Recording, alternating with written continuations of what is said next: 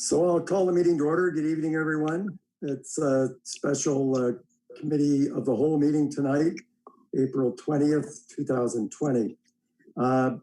Welcome, everyone. And for those watching, we tried this for the first time a couple of weeks ago. It went fairly well. The role I'm going to do a roll call, and people are going to say they're present, and then I'll do a staff roll call. So we have no regrets for tonight's meeting. However, I am going to go through it. As you know, I'm Councillor Peter McKenna. I'm going to chair tonight's meeting. So for the roll call, just say present or here, whatever. Mayor Panko. I'm here. Councillor Allen. Present. Councillor Alfred. Present. Councillor Dwyer. I can see her. Dwyer's, yeah, I know she's here. Councillor McGuire. Present. Councillor Brennan. Present. Student Councillor Grace Lee. Present. Thank you. And I'm going to go through the staff roll call so that the people watching or listening will know which of our staff are online, and in no particular order or priority. Please, for the staff, just to turn on your audio and tell me when you're there. CAO Morris. Here. Director Costello. Here. Director Dunlop. Here. Director Manhire. Here. Manager Miller. Here. Chief Cheeseborough.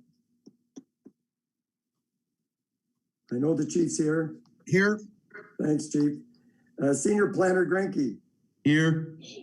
Treasurer Cozile. Here. And of course, Deputy Clerk Bennett. Here. Great, thank you. So are there any amendments to the agenda? I have one, if you'll permit me. I would like to add priority issue 8G. It's the MOU with Big Brothers Big Sisters of Lanark County and the town of Smith Falls regarding the grocery service that they've launched. Any objections to that? Okay, hearing none, we'll approve that agenda. And if you'll recall from our last meeting, when we wish to speak, if you don't mind raising your hand, and then I'll acknowledge you as well. If you remember to, when you're done talking, if you just say thank you, I'll know you're finished and I'll go on to the next person. But we'll do our best. Any disclosure of monetary interest on this agenda? Councillor Alfred. Yes, Mr. Chair, I want to declare conflict of interest on 8F regarding purchase of Scribe meeting management software because of a relative's employment. Okay, thank you. And so we've agreed after some Deputy Clerk Bennett has suggested that, and Director Costello just said, turn off your mic and do not make any facial expressions and do not participate in any way when we get to that part of the discussion. Thank you. Any others? Hearing none, we'll move along. Doctor, she's not right here right now, and I don't think you are, Dr. Stewart. So we'll, if with your permission, when she does join us, as we all know, she's very busy, we will allow her to come on the minute she joins us via telephone, if that's okay with you. Yes, thank you. Yeah. So adoption of the minutes, we have none. So we're moving right along to the CAO Director's Report. So they understand we have some CAO Morris.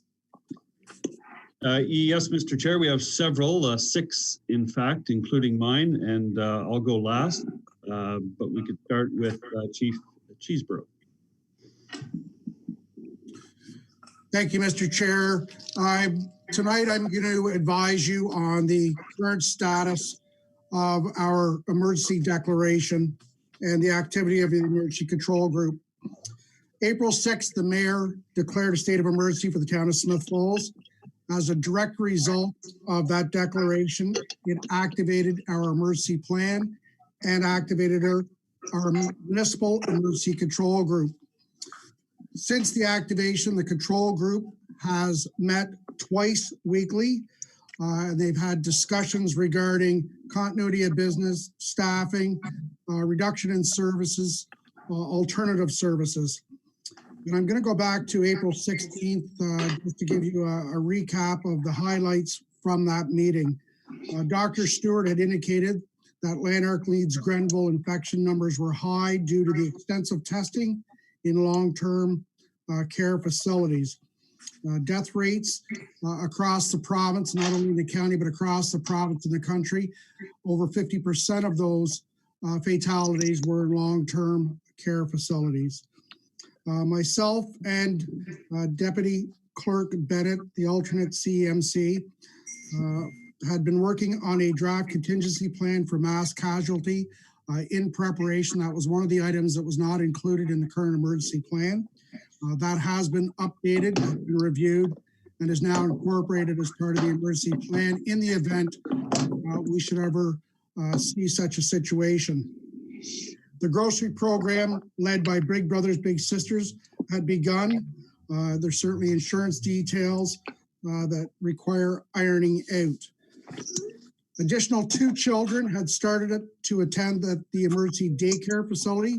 The county is reaching out to the essential groups to include healthcare, first responders, grocery stores, and essential service personnel to advise them that they are all available to use that daycare facility.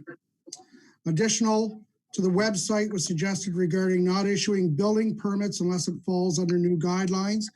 As a result of the emergency being declared on the 6th, the province has come out with new regulations regarding building inspections and fire inspections as it relates to the provincial declaration. Public Health on the 16th was recommending and promoting the use of face masks by the public. They're going to look into crafting and messaging around the safe use of masks. Communication plans are being produced weekly and shared with the team. A variety of mediums are being used, the newspaper, press releases, and social media. That was the update from the 16th. And then we move to today's meeting. The group on a bi-weekly basis reviews not only municipal, county-wide, provincial-wide, but also right across Canada, the total number of cases. We've been monitoring and watching the increase, which currently is approximately a 6% increase a day. Although we have seen some declines in certain areas, the status right across Canada has remained between 4 and 6% increase. The death rate as well is at a 4.5% increase. The daycare for the emergency and essential workers has 8 children in the daycare. So there is still ample space available for additional personnel to take their children there for that. There was a concern raised today about the mixed messaging that's going out for park usage. Ottawa and Toronto media have reported a variety of different alternatives to the public. We have had a discussion. I had a discussion with Dr. Stewart today. The position for Lanark, Leeds, Grenville, as well as the town of Smith Falls, that position has not changed since April the 6th. We're still advising individuals to keep the 6-foot physical distancing apart. There is no restriction for individuals who wish to walk through the park, around the park, but it's a common sense approach as to what they do in the park. All facilities or all equipment within the park is off limits, but certainly to walk through there with a family member is still permitted, and it is encouraged for the individuals to get outside as well. The grocery program launched. Increased media efforts will take place this week, targeting the vulnerable population. Recent hand sanitizer donations have been received. We've created a reserve of personal protective equipment for municipal staff, for emergency services staff, that is being housed right now in the fire department. We have additional supplies coming in, and at this point in time, we're tracking the usage on a daily usage checklist. We're also providing the province of Ontario with the usage and the needs based on what's going on within the community. We've been very fortunate that we've been able to acquire sanitizer, gloves, masks, and gowns. Some of those items have been donated, while the others have been purchased at a reduced price. Discussion about the summer student hiring and the compost site needing 2 individuals coming up relatively soon. There was a discussion about some of the staff who had been laid off as a result of their area not being declared essential, as possibly using those staff. A decision on the summer students has not been made at this point in time. My understanding through the chairman, Morris, CA Morris, that there is further discussion to take place regarding the summer students. And the last item that was discussed at today's meeting, on a very positive note, is recovering after the pandemic is over or is reduced to a minimum. The recovery not only for the town of Smith Falls, but for its workers, its businesses. So that is an area that both the mayor and the CAO, along with the control group, will be looking at. And we're very, very hopeful that that the measures that we put in place today as an emergency control group seem to be effective, and they seem to be working. The messaging continues to be strong and consistent. So it is our anticipation that we'll continue down this road, and at some point in time in the province either removes their declaration or the town feels necessary through our head of council that we will remove the declaration. Thank you. Thank you, Chief. And I know I'm just going to hold the questions for 1 sec. There was quite a few references to public health, and I've been told that Dr. Stewart is online. And so, Chief, if you're okay, don't go far. We're going to invite Dr. Stewart to come on and talk to us, and then we can have questions from council after that. Absolutely. Thank you, Chief, and thank my colleagues. Dr. Stewart, welcome to the Committee of the Whole this evening. I understand you're online.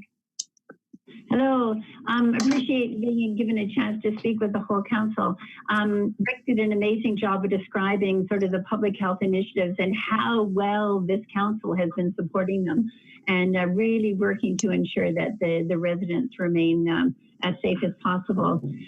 We've learned a lot in the last couple of months that COVID-19 has been among us, and I think one of them is that COVID-19 is you do have symptoms. You can spread it before you have symptoms. That's one of the first things I think that we really started to pay attention to, which is why the physical distancing is so important that Rick just mentioned.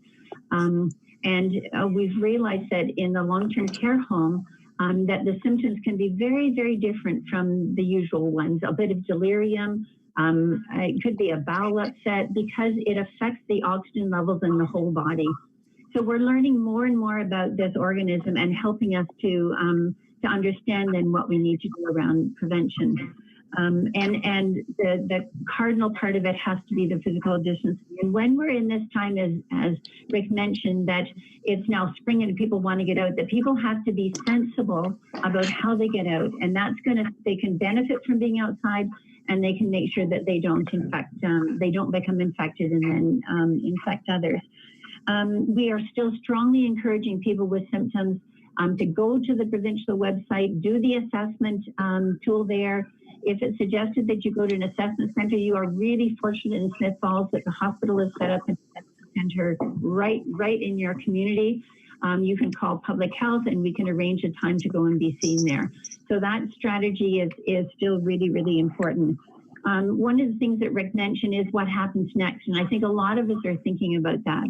The whole reason that we're practicing measures which will decrease the spread of that virus in the community is really to buy time for a vaccine, because that's really what's going to make a difference. It made a difference for polio, for measles, a whole host of other things. Lots of work is happening. And so while that work is going on, our job as individuals and municipalities and you as councillors is to how do we make sure that we put measures in place so that people can be safe. I expect that the province at some point is going to relax them a little bit. As the numbers are low and as the healthcare system is able to respond to the cases now, they're going to relax them. And I'm hoping that people remember the social distancing as a critical part of that, because we could relax things a little bit as long as people remember social distancing. So let's see what happens next. I think the work that you've been doing, as Rick said, really stands in good stead for when we go into this next phase when things could be relaxed a little bit and people still remember the social distancing. So, Dr. Stewart, is that, are you open to taking some questions from our colleagues here? Yes, absolutely. Thank you. And first of all, on behalf of council and the residents of Smith Falls, thank you and your team for the amazing work you're doing.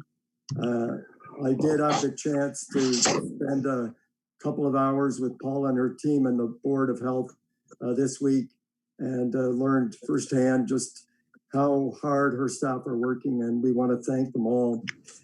So, Dr. Stewart, I have Councillor Brennan and then Councillor Dwyer. Unless Councillor Brennan wanted to ask the chief his question, he was the first one. No, I okay. can go after that. Yeah. Yeah. Okay. First of all, Doctor, I want to thank you for coming and talking to us, and thank you for the job that you're doing. I know how challenging it is for you. But I've had a couple of questions in the community, and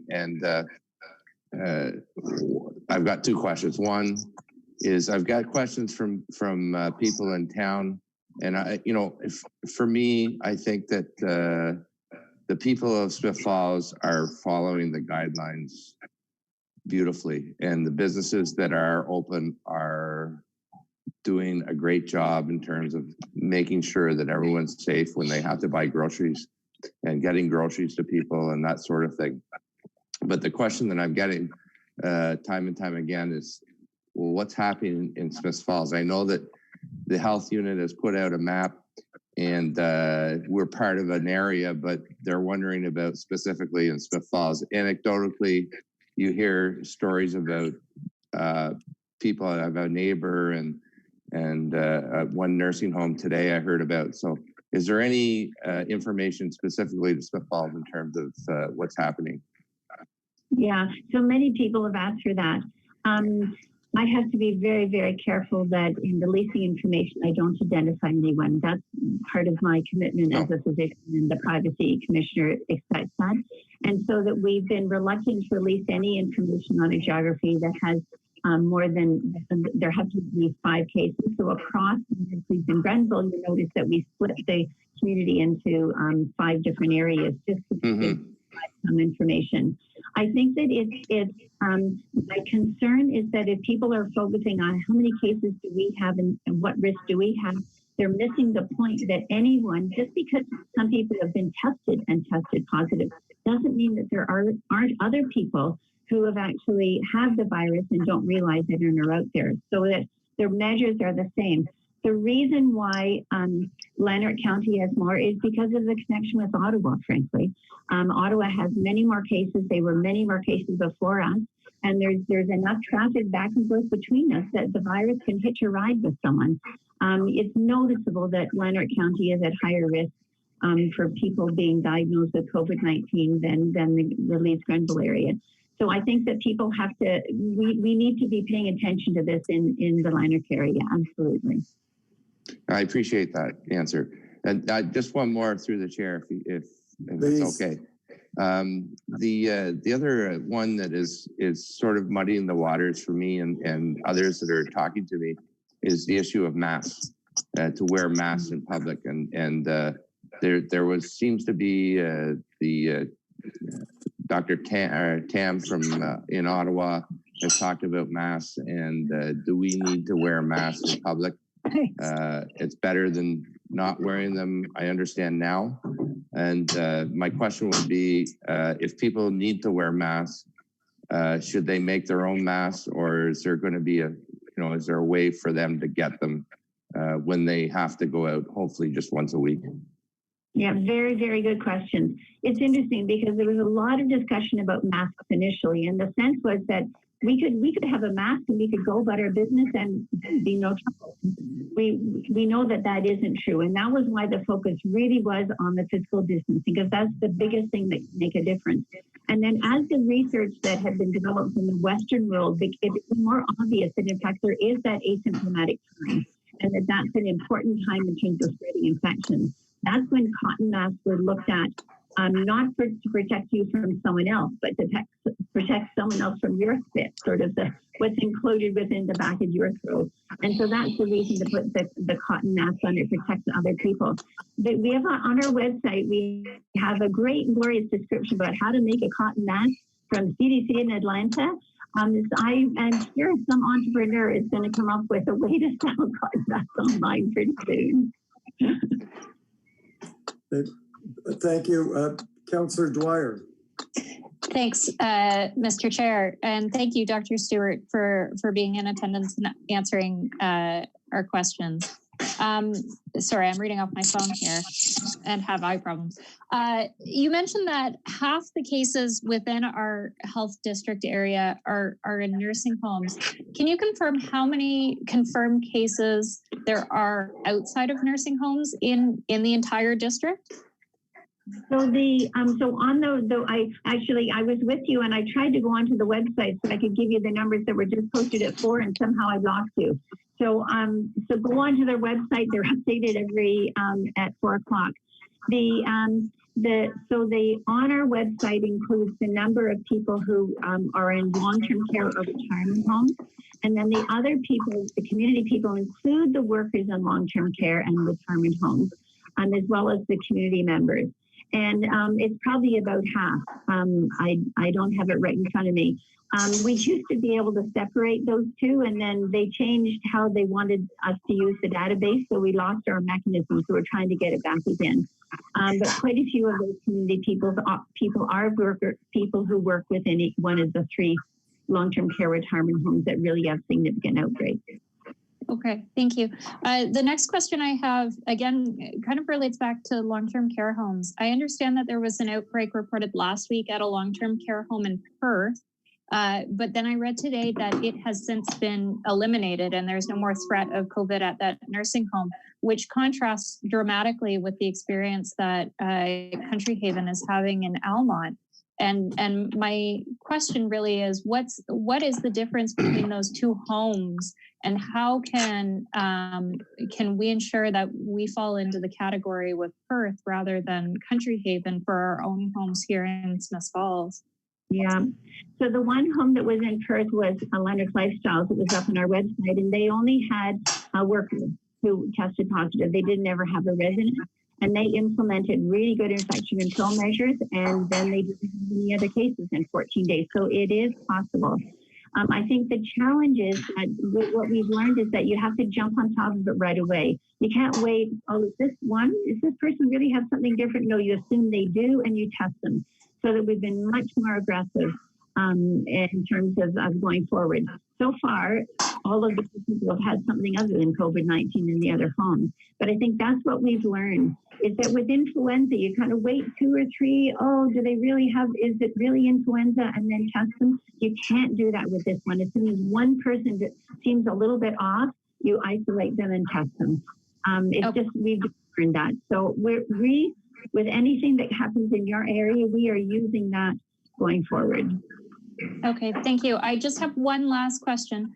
The question that it seems to come up a lot rather when I'm talking to friends and colleagues throughout the municipality and the entire health unit area is it possible that somebody had COVID-19 prior to the outbreak and talk of the outbreak in March and April? Was it just an exceptionally bad flu season, or is it possible that you could have experienced COVID-19 earlier in the year or late last year? Well, I don't think so last year, because it really came out of China in December, and then moved from there to the rest of the world. So I think that that the influenza cases we had truly were influenza over the winter. That's a common sort of thing. So I think that we were later picking it up compared to a lot of other places. Like Toronto was quite soon, and so I don't think that anything we had before was COVID-19. I think that when we first started having the outbreaks at the end of March, I think that was probably the start of it for us. Okay, thank you. That's everything. Dr. Stewart, it's Peter, the chair here. I just wonder how much time you have. I've got a couple more people want to ask questions. Is your schedule okay for a little bit? Yes, I'm okay, Peter. Okay, thank you. Councillor Alfred has a question. Again, I join with all my colleagues in thanking you and your staff for such great work during this crisis. I did just want to follow up on something that Councillor Dwyer said. So did I understand you, Dr. Stewart, to say that 50% of the COVID-19 cases are in long-term care and the other 50% are predominantly traced back to interactions with long-term care? No, so that I wish I can't get to the numbers or else I'm going to lose you. I'll see if I can get them on my phone so that I get the actual ones. Let me just see. Because it's the report's up there. If you have another question, ask me that while I find it. Oh, here we go. It's all right. Sorry. I'm going to get it in 2 seconds. Scroll it down. Here we go.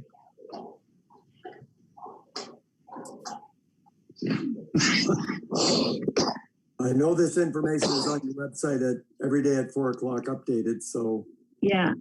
So I think that's it's coming. Oh no, it's not coming. I'm trying to get on my phone for you. Look on the website; it's all there. Okay, please, thank you very much, and please don't spend any more time looking for it. I'll go online and find it myself. Thank you, Dr. Stewart. Okay. And Councillor Allen.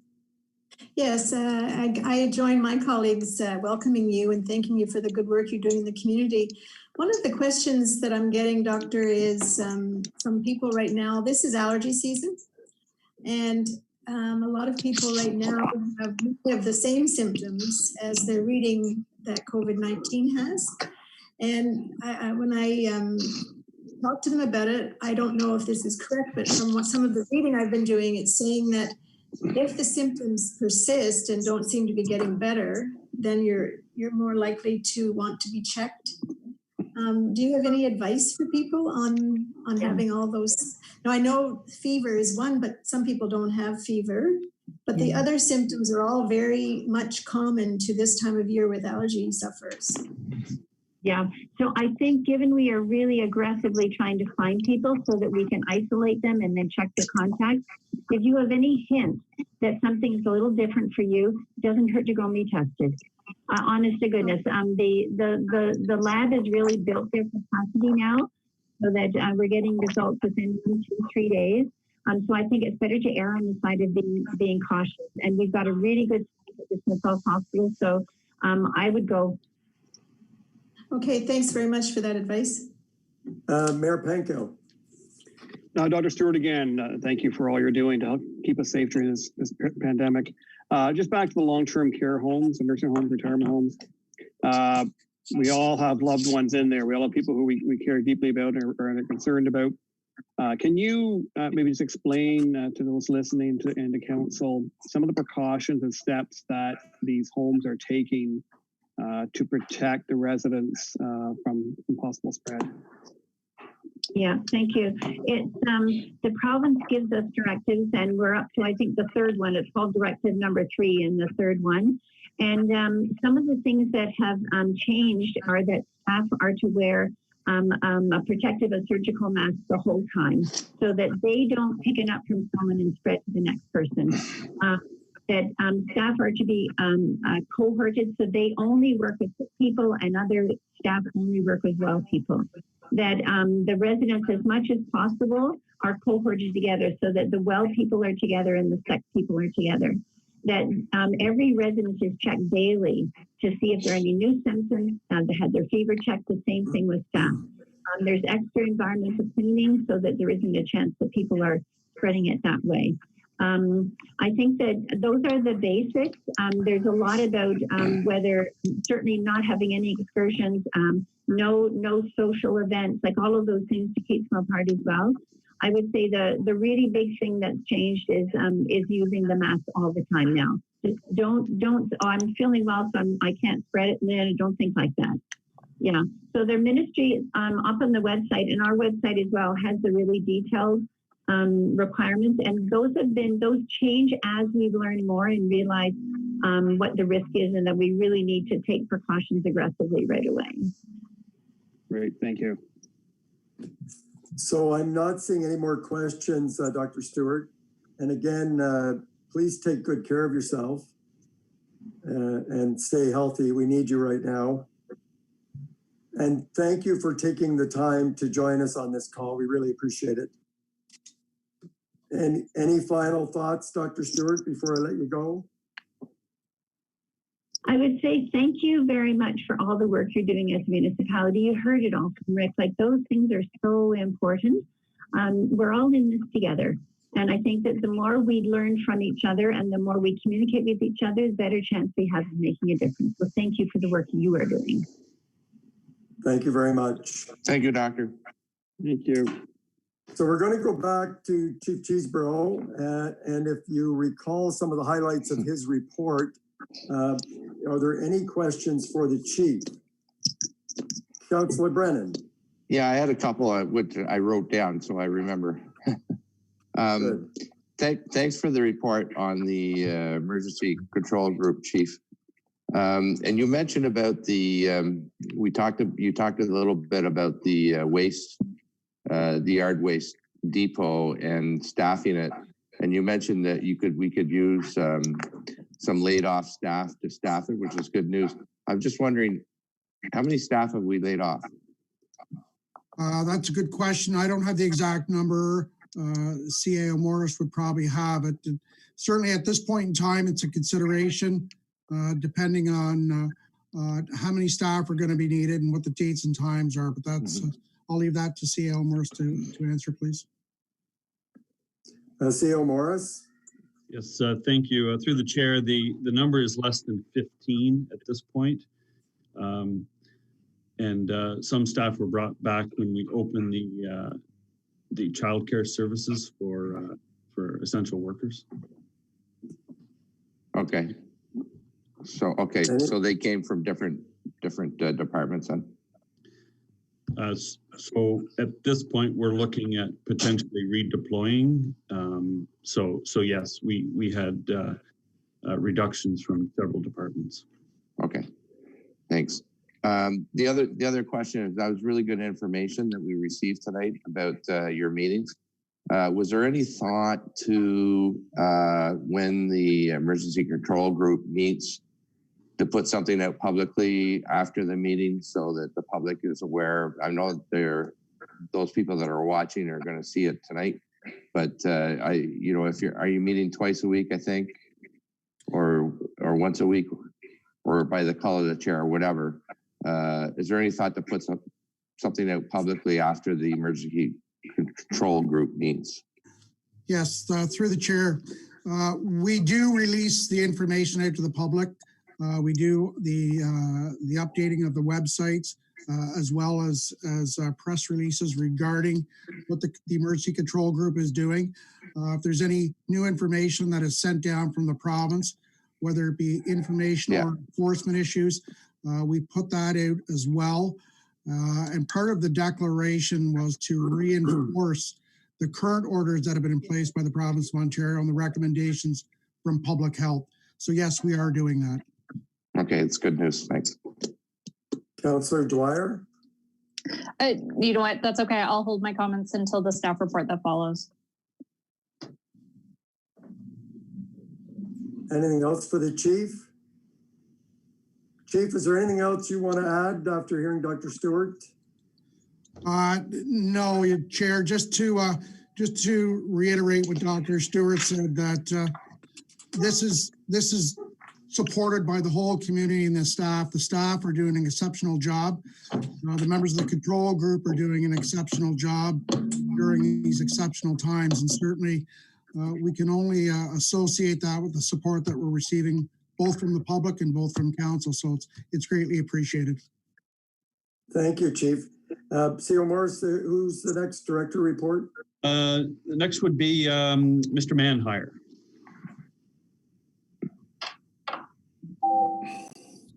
Thank you, Mr. Chair.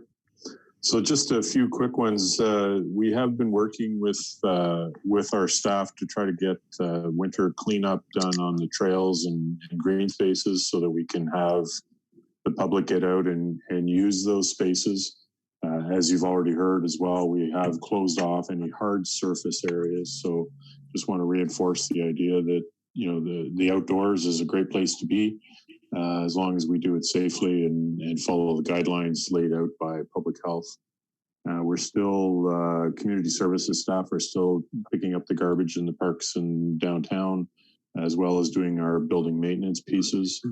The Heritage House, a couple of the staff have responded to a call from the schools and have developed some videos that they've sent out to the schools as part of their online education pieces. So we're very pleased to see that.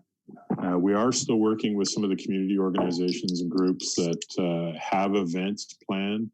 We don't know when this will open back up again, but we're trying to keep things in line for the time that we do go. And so we are looking at not canceling everything right away for the long term, but being able to see how we can modify the delivery plan to be a little bit more flexible so that when restrictions do ease, we have things that are ready to go.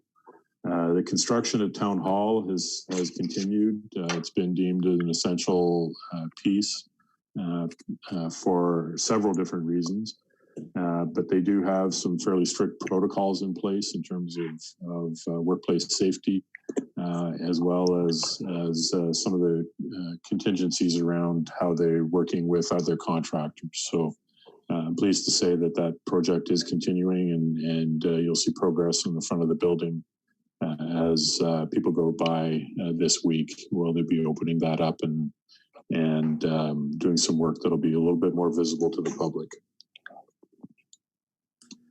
Thank you, Director Manhire. Is there any questions for Director Manhire? Councillor Brennan? Yeah, thanks, Art. And the park, you know, the trails look great. And I know the guys were putting some white stone on Laura Reach the other day, which I enjoyed. In terms of events, the City of Ottawa canceled, they're going to have a virtual July 1st. I know Canada and Barhaven have foregone that. Have we had any thoughts that far along in terms of the Canada Day? We haven't at this point. We've got events that are happening or were scheduled to happen in June at this point that we're working with groups. But of course, that's coming up fairly quickly. And I think as Chief Cheesebro noted, we are looking at kind of what next scenarios. Yeah. So things, heritage assets, Heritage House Museum and Railway Museum, we're working with them as well to kind of get it shovel ready, as it were. So when we do have that lifted, we're ready to go. Yeah, I appreciate that. I'm going to have an announcement during council about an event in June. So, okay. Thanks. Okay. Any other questions for Director Manhire? Hearing none. Thank you, Director Manhire. We'll move along. CEO Morris. Yes, next one is Director Costello.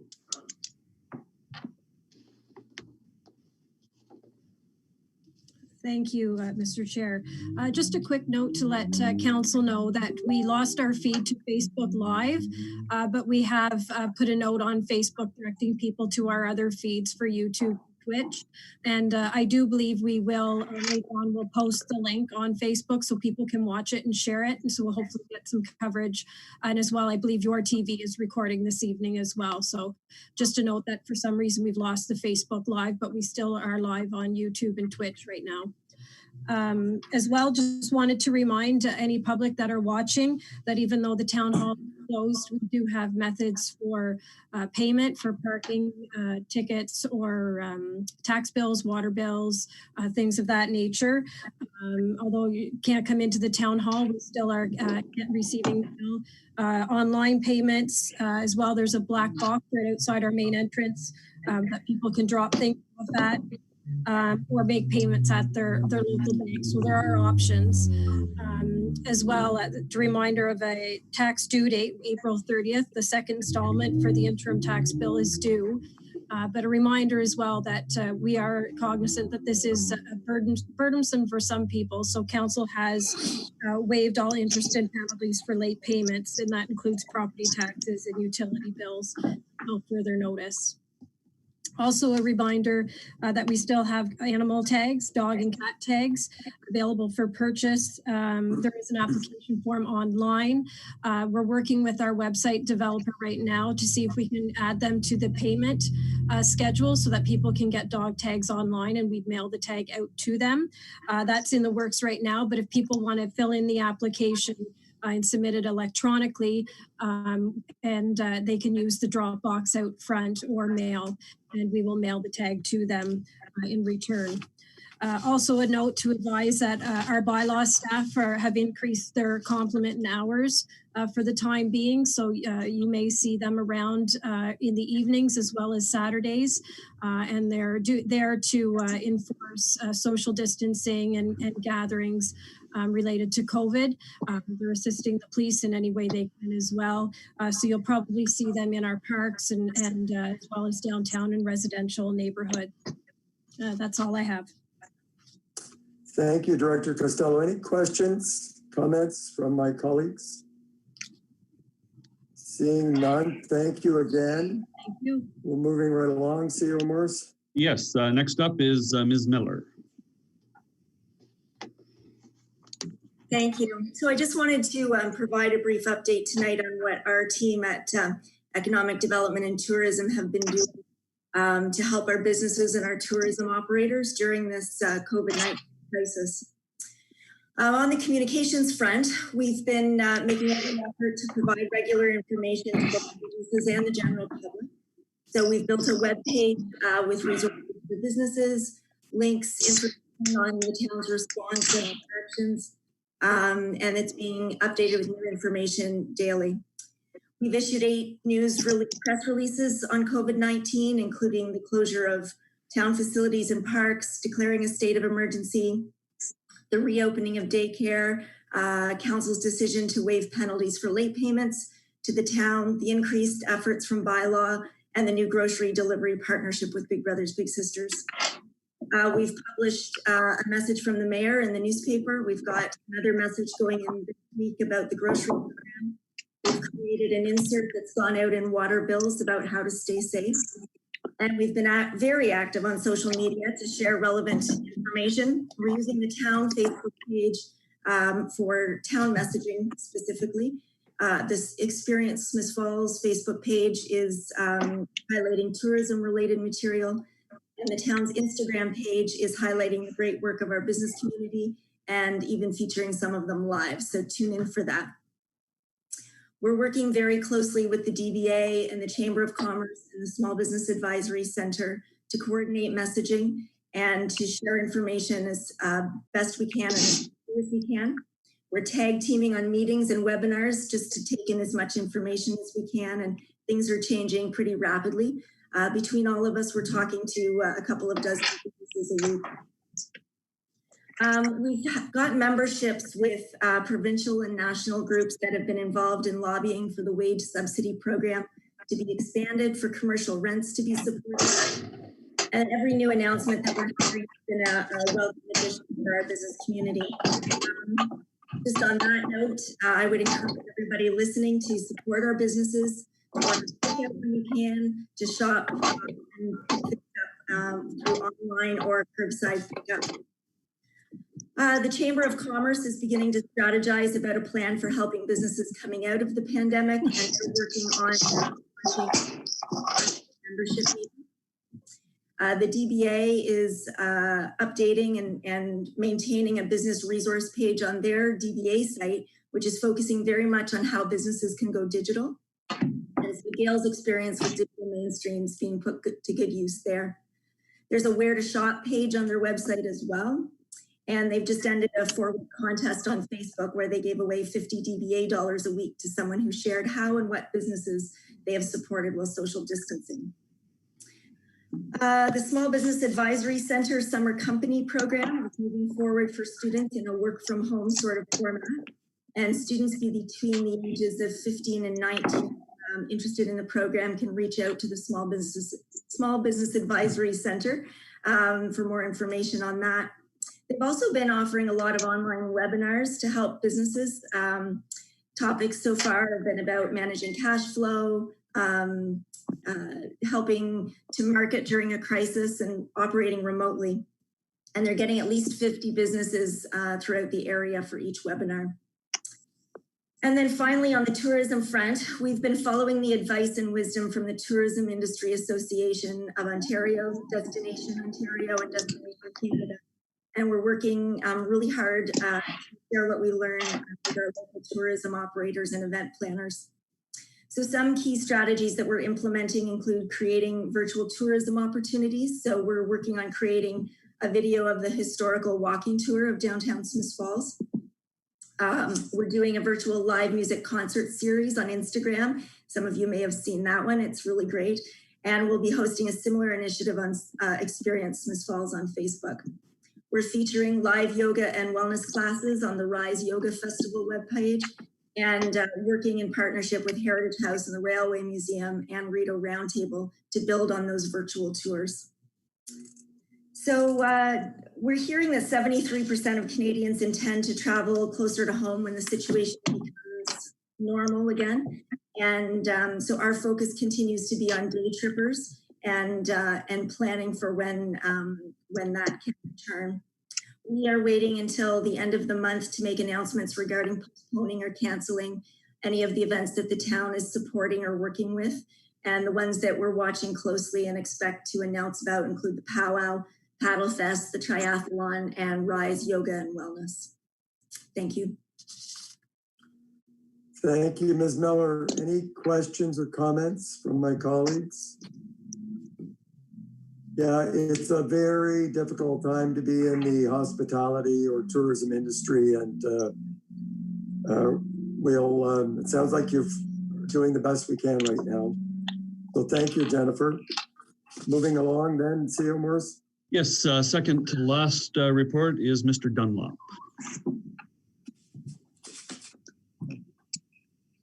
Thank you, Mr. Chair.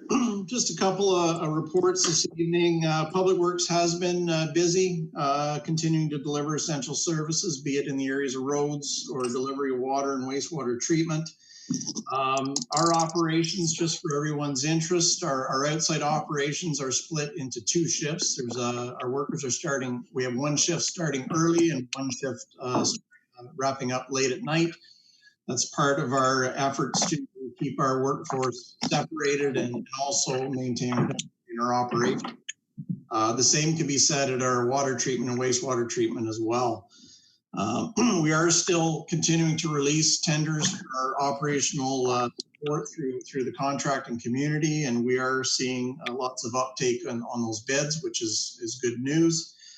On the capital front, I'd like to report to the committee tonight. We reached out to the Ministry of Transportation on late last week to ask about some of their announcements.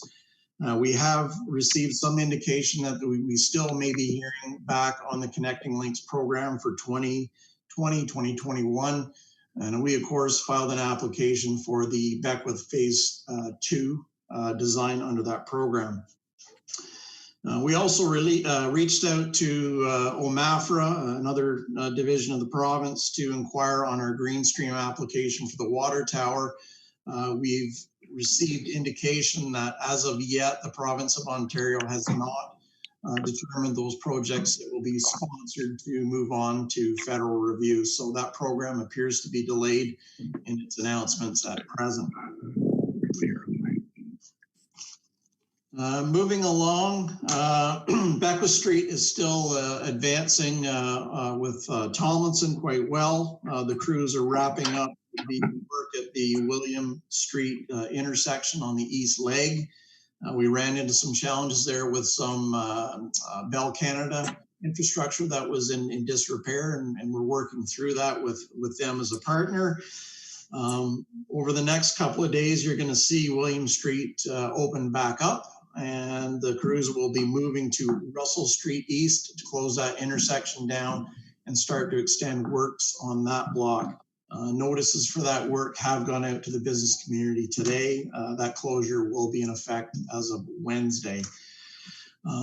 We've also had a series of Ministry of Labor inspections on the Beckwith project since the last council meeting, and I'm pleased to report that the control measures they have in place for the pandemic have been effective, and there are no orders issued at present. So I wanted to pass that along to the committee.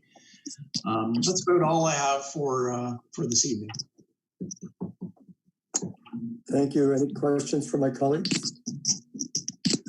Great job. Thank you for the update, and fair weather ahead, I'm sure, Troy.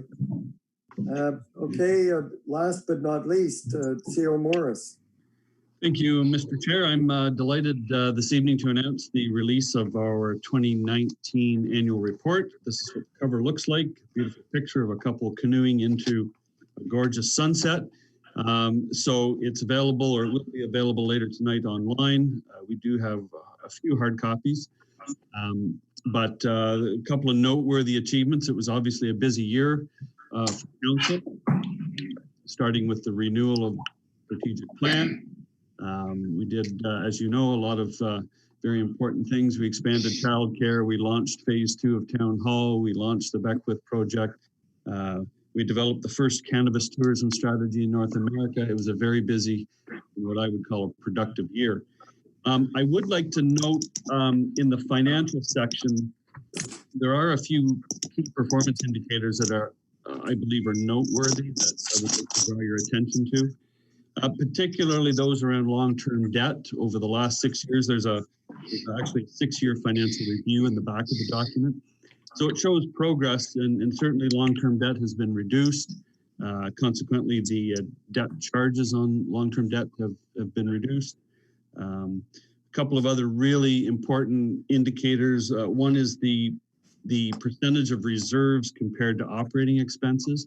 That's a key indicator for the financial health of an organization. And ours has increased. It's now about 42%. 6 years ago, it was 13%.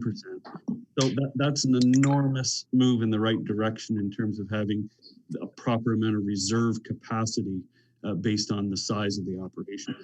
I won't go into detail. The auditor will be presenting the annual audit probably in early May, so we can dig a little deeper into some of those numbers. But I would encourage people to have a look at the whole report. It's only 28 pages, but the financial section, I think, tells a very important story that this council should be very proud of playing a role in accomplishing some significant improvements. So I'll leave it at that. So thank you, CO Morris, and congratulations to the previous council, to this council, and of course to you and all your staff for that 6-year window. It was a journey started a number of years ago, and it continues. So that's terrific. I'll look back fondly on those good old days as we anticipate what next year's annual report might look like. But any questions or comments from my colleagues? So thank you very much. We'll move along then to correspondence items. And we have a letter from Parks Canada. I know my colleagues have all had a chance to look at it. And for the public who might be listening, what the Parks Canada has said regarding the Victoria Park campground is that they've deferred expecting a plan for the park, which would have been April 1st to September, as I understand it, CO Morris? That is correct, yes. So so that work will continue while everyone's preoccupied right now with obviously the current pandemic. the folks that the interested parties will be working on that and expect to have something in September coming forward. CO Morris? Yeah, thank you, Mr. Chair. We've done a lot of work over the winter and into late winter, early spring on this. So we will likely be bringing forward a discussion document in May. So even though we have an extension to the deadline, we think it's important to keep it moving forward. You can expect a future committee report on Victoria Park Campground, I would expect in the month of May. Thank you. So far I have Councillor Dwyer and then Councillor Brennan. Thank you, Mr. Chair. And thanks, CEO Morris. I found it a little odd that Parks Canada gave an extension to September 1 when the season concludes typically in October. Given everything that we're hearing about COVID, I mean, it's likely this is going to extend not only to the end of the year with a brief break in the fall, but into the beginning of next year. Is your sense that this is kind of a hypothetical rolling date that is likely to be extended as needed? That's question number one. I've got a follow-up question as well. Yeah, through the chair, I think Parks Canada representatives have been at the table during our discussions with the chamber in the future and the relocation discussion. So they're keenly plugged into how things are progressing, and they've been reasonably happy with the progress we've made. They've simply acknowledged that it's going to be very difficult to come up with a plan for 2020 in the near term. So what does that mean for next year? We have authority to run the campground in 2020. Coincidentally, the Chamber of Commerce made the decision not to open the campground because of the pandemic. So it gives everyone a little bit of breathing room, but I think the expectation from Parks remains that they want to see a plan that will be implemented in 2021. So you had a follow-up, Councillor Dwyer? Yeah, I did. Thank you. Thank you, CAO Morris. I guess my only other question isn't really a question, it's a comment. It's pertaining to the idea of moving forward with this in a meaningful way without the ability to conduct public consultation, particularly in person. You know, it's all fine and dandy to do web meetings like this. Not everybody has those means. Not everybody feels comfortable with the technology to participate. And I think the general consensus is that when you provide comments in writing, they aren't given the same amount of consideration as they would be if you were saying them face to face with somebody. So my hesitation about moving forward with a plan in May is based on the fact that we don't have the ability to engage with the public on that. Was your plan to present something at a very, very preliminary level and then no conclusion will be made or drawn on that until the end of COVID? Through the chair, yes, exactly. The report that's coming forward is a high-level summary of the progress and the discussions we've had.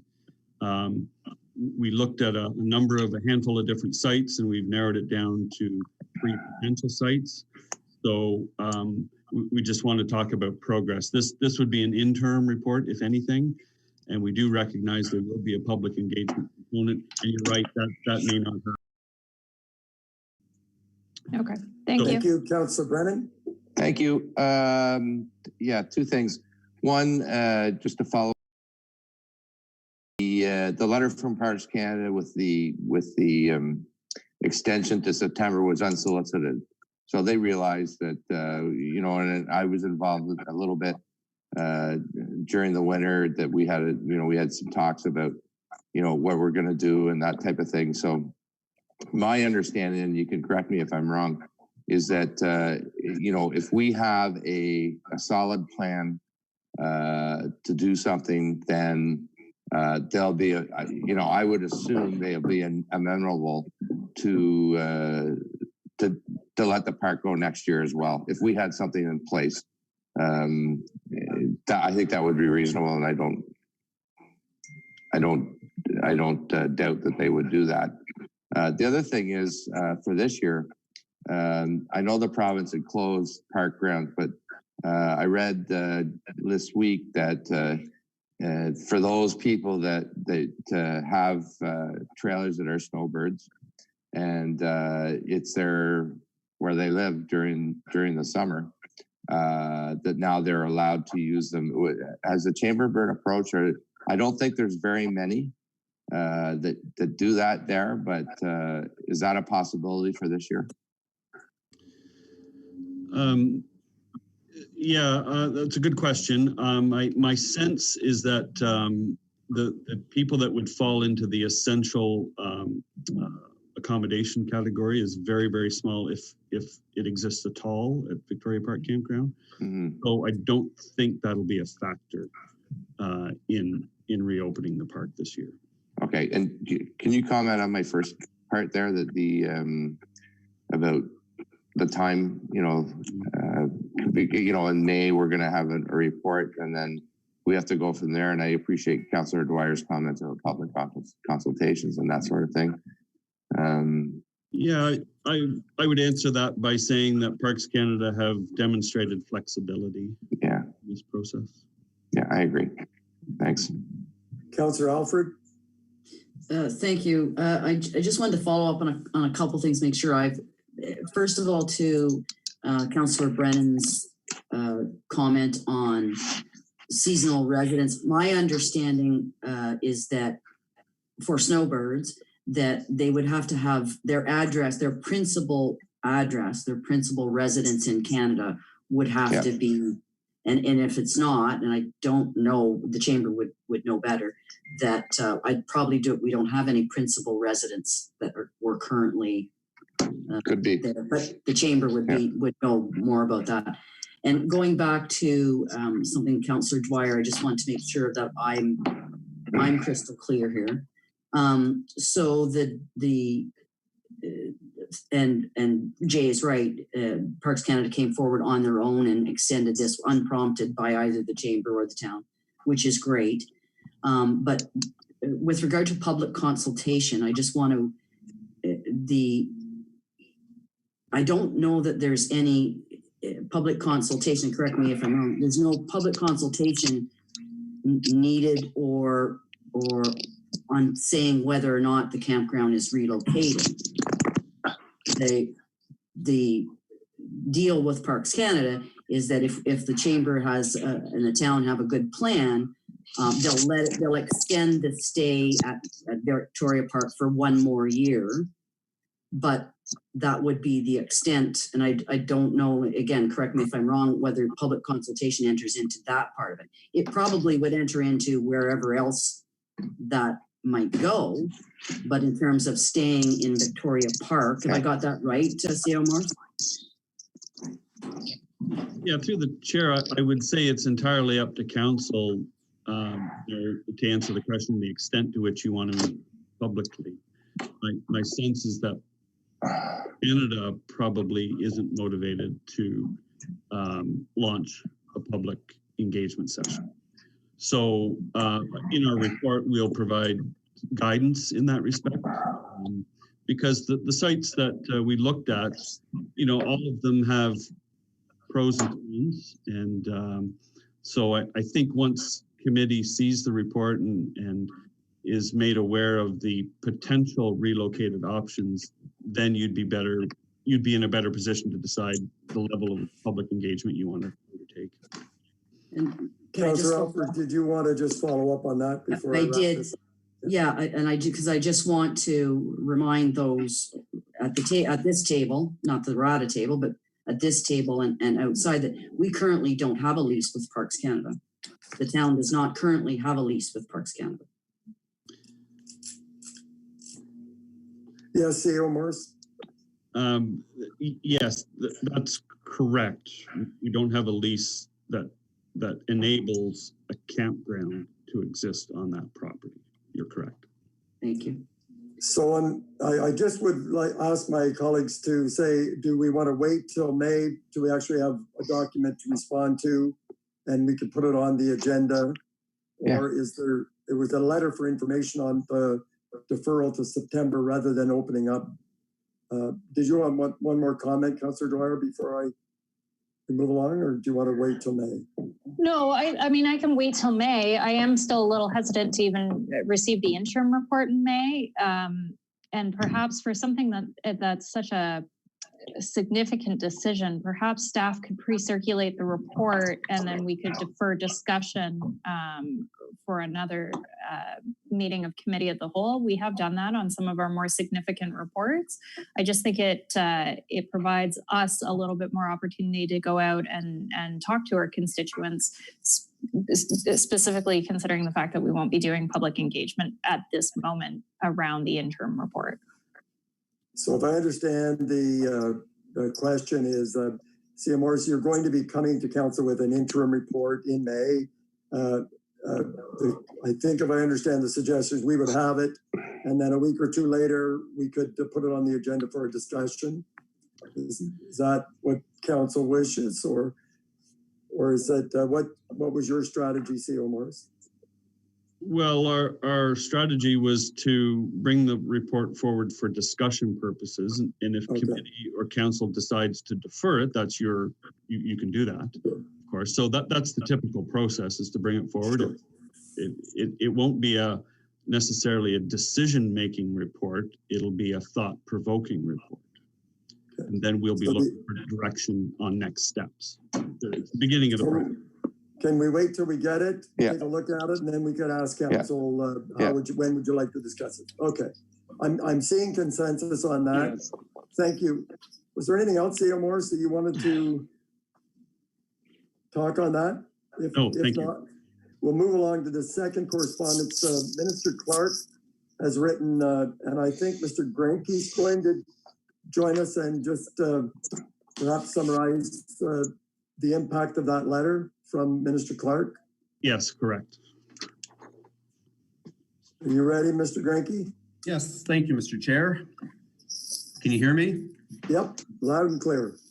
Excellent. So yes, every facet of municipal administration is needing to adapt to the unpredictable and difficult realities of all of us resulting from the COVID pandemic, and planning and development services is no exception. So further to the minister's letter, in the last week, emergency amendments to the Planning Act and a new implementing regulation were enacted. So the regulation presented confirms exactly what we'd already understood through the first emergency regulation, 7320, and that's that Building Act and Building Code Act limitation periods are suspended, including that related to planning approvals. So what the latest regulation crystallizes and confirms for us is that the appeal clock has been suspended, and final planning approvals on appealable applications are effectively held in abeyance until after the state of emergency is lifted. So while I appreciate the clarity that Regulation 14920, and that's what was foreshadowed by the minister's letter, I appreciate the clarity that it brings to the very broad emergency regulation. The news, unfortunately, is not welcome to our development community and for us. Unfortunately, this has placed a consent, a subdivision, and 2 zoning amendment applications that were approved within the last month and a half into a procedural limbo. So notices of decision that we already had issued will need to be reissued following the lifting of the emergency, and the appeal clock would have to start from 0 at that point. So municipalities can, of course, continue to process applications. There's a lot of work and review time that goes into an application before it makes its way for a final decision. And we feel it's important that this continues and councils and committees can still make planning decisions. They just wouldn't come into full force and effect yet. So site plan approvals, for instance, can still proceed as there's no statutory notice or community appeal. For zoning amendments, variances, severances, and subdivision applications whose approvals cannot be final until the emergency is lifted, we continue to work with individual applicants to move files along as far as we can. We also feel there's value in a municipal decision now, certainly for applicants, and at least knowing what the municipal position on applications are going to be, and kind of give them a little bit of direction as to whether or not they wish to undertake some technical and design work on a proposal at their own risk if they choose. And also for us as the municipality in terms of managing a backlog whenever this eventually does get lifted.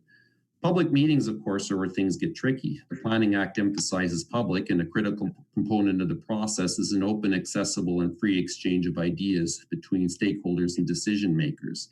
So there are avenues in which this can be done virtually in a way that allows for real-time live participation, and a lot of municipalities are exploring that. Planning staff consulted with the Planning Advisory Committee, and the PAC confirmed that they were in favor of continuing to do our part in ensuring development business proceeds as much as it can. We do have 2 variances in a severance application ready to go, and the committee would like to virtually meet on May 14th, which would allow for a longer notice period and a modified public participation process we discovered.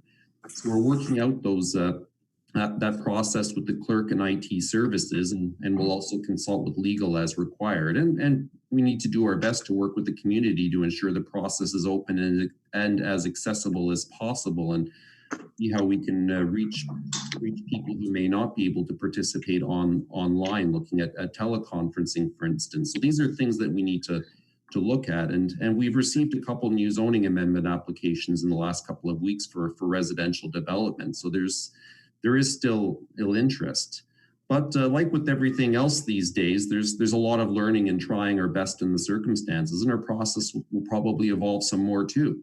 If the virtual process ends up being challenging or problematic, we might decide to hold off on public meetings for something more complex until we're able to do the consultation more comfortably with the in-person public meeting. So we'd have full discretion, and the suspension of the timelines would shield us from an appeal on a no decision.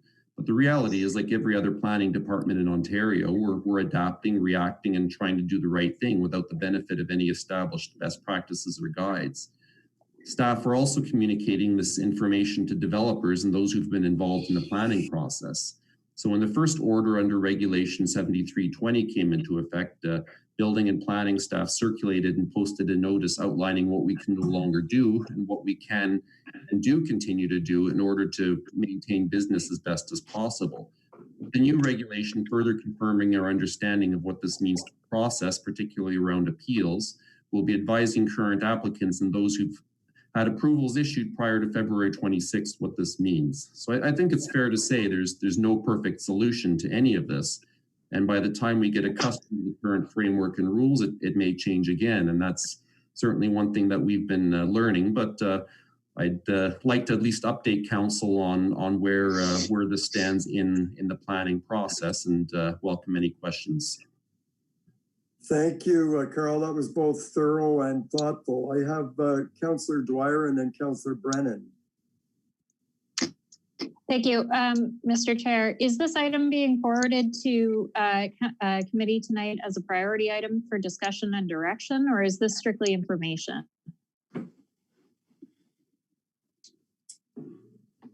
Mr. Chair? Mr. Morris? I would suggest it's simply information. Okay, then thank you. There's no real point in discussing it then. I think, if I may, the impacts of the regulation will start to show up in applications like priority issue 8A, for instance. Right. Okay. Mr. Brennan, Councillor Brennan. Thank you. Yeah, Councillor Alfred and I are on the Planning Advisory Committee, and I really appreciate the letter from Minister Clark, because it's going to give municipalities the flexibility to at least show some semblance of doing business in these tough times and moving things forward. Although not as far forward as we'd like probably until after this is over, but at least we can give people that are interested in investing in the community an opportunity to hear what the Planning Advisory Committee thinks, the council thinks, and adjust if they need to their plans accordingly. The Planning Advisory Committee has already had a practice session, so we could find out everyone's comfortable with the format as we're using tonight, and so I'm certainly comfortable with that. And I think that it's important that we have some semblance of doing business here, rather than just hunkering down and putting our heads in the sand. We want to move forward as best we can. So I appreciate the opportunity from the minister. Thank you, and thank you both, Councillor Brennan and Alfred and Mr. Grenke, for being open to trying some new things, as Carl said, during these really bizarre times. So if we have no more on that topic, we'll move right along to are no in-camera items or issues that I'm aware of. We're moving to item 8A. Mr. Granke, don't go far. Revised bylaw. Would you like to speak to that, please? Yes, yes, please.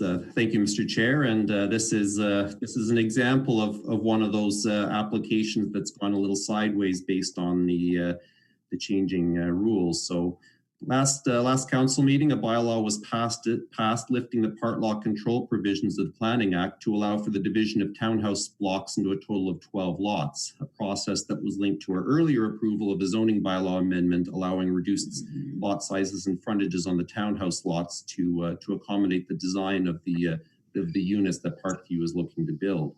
Unfortunately, what was anticipated to be a pretty straightforward process on a technical amendment ended up being swallowed in, I guess if I can put it, a procedural black hole.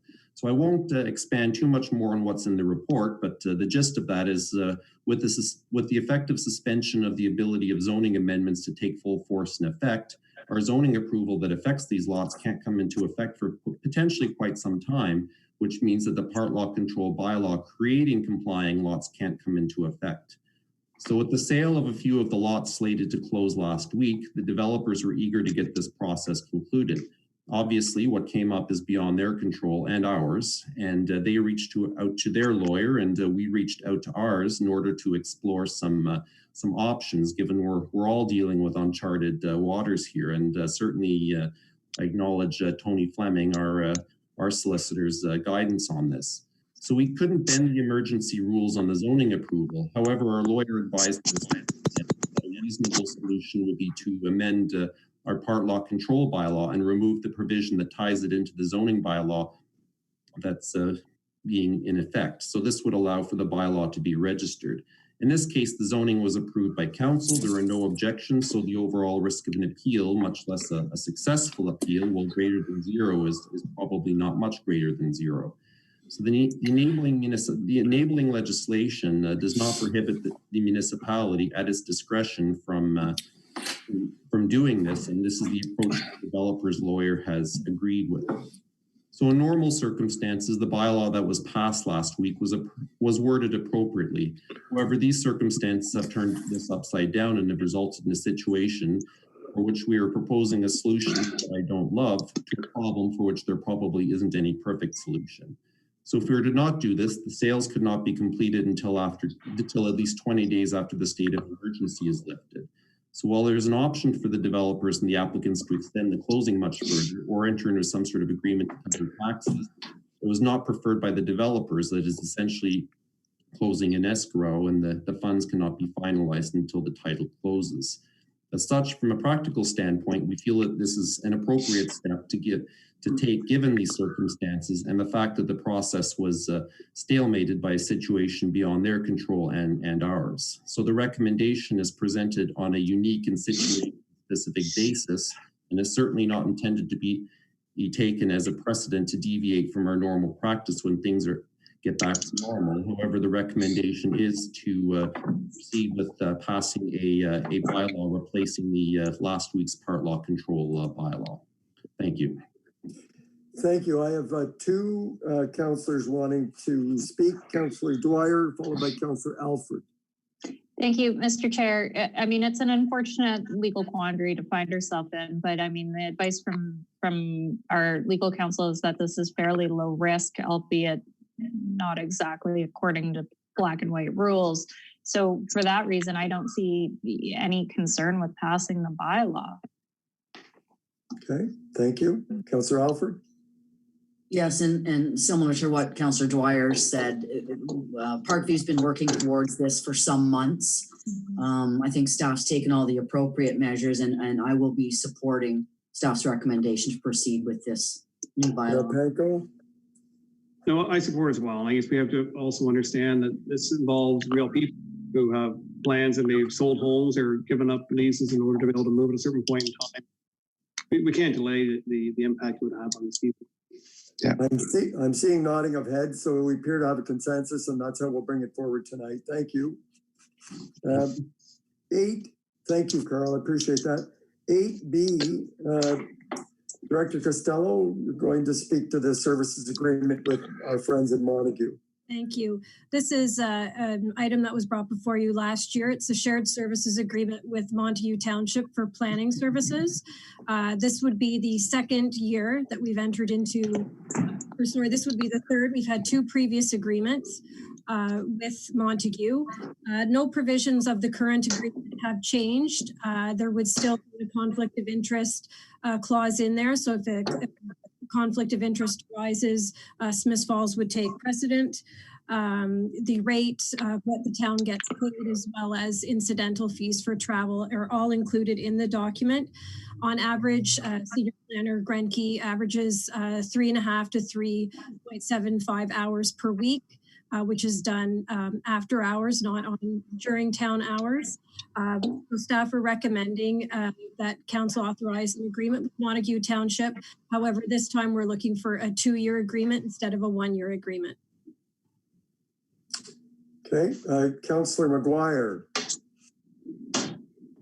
Thank you. Can you hear me? Yes, please go right ahead. I had a couple questions on the report. I'm wondering what's included in the hourly rate as presented? So in the hourly rate that the $92 per hour? Yeah.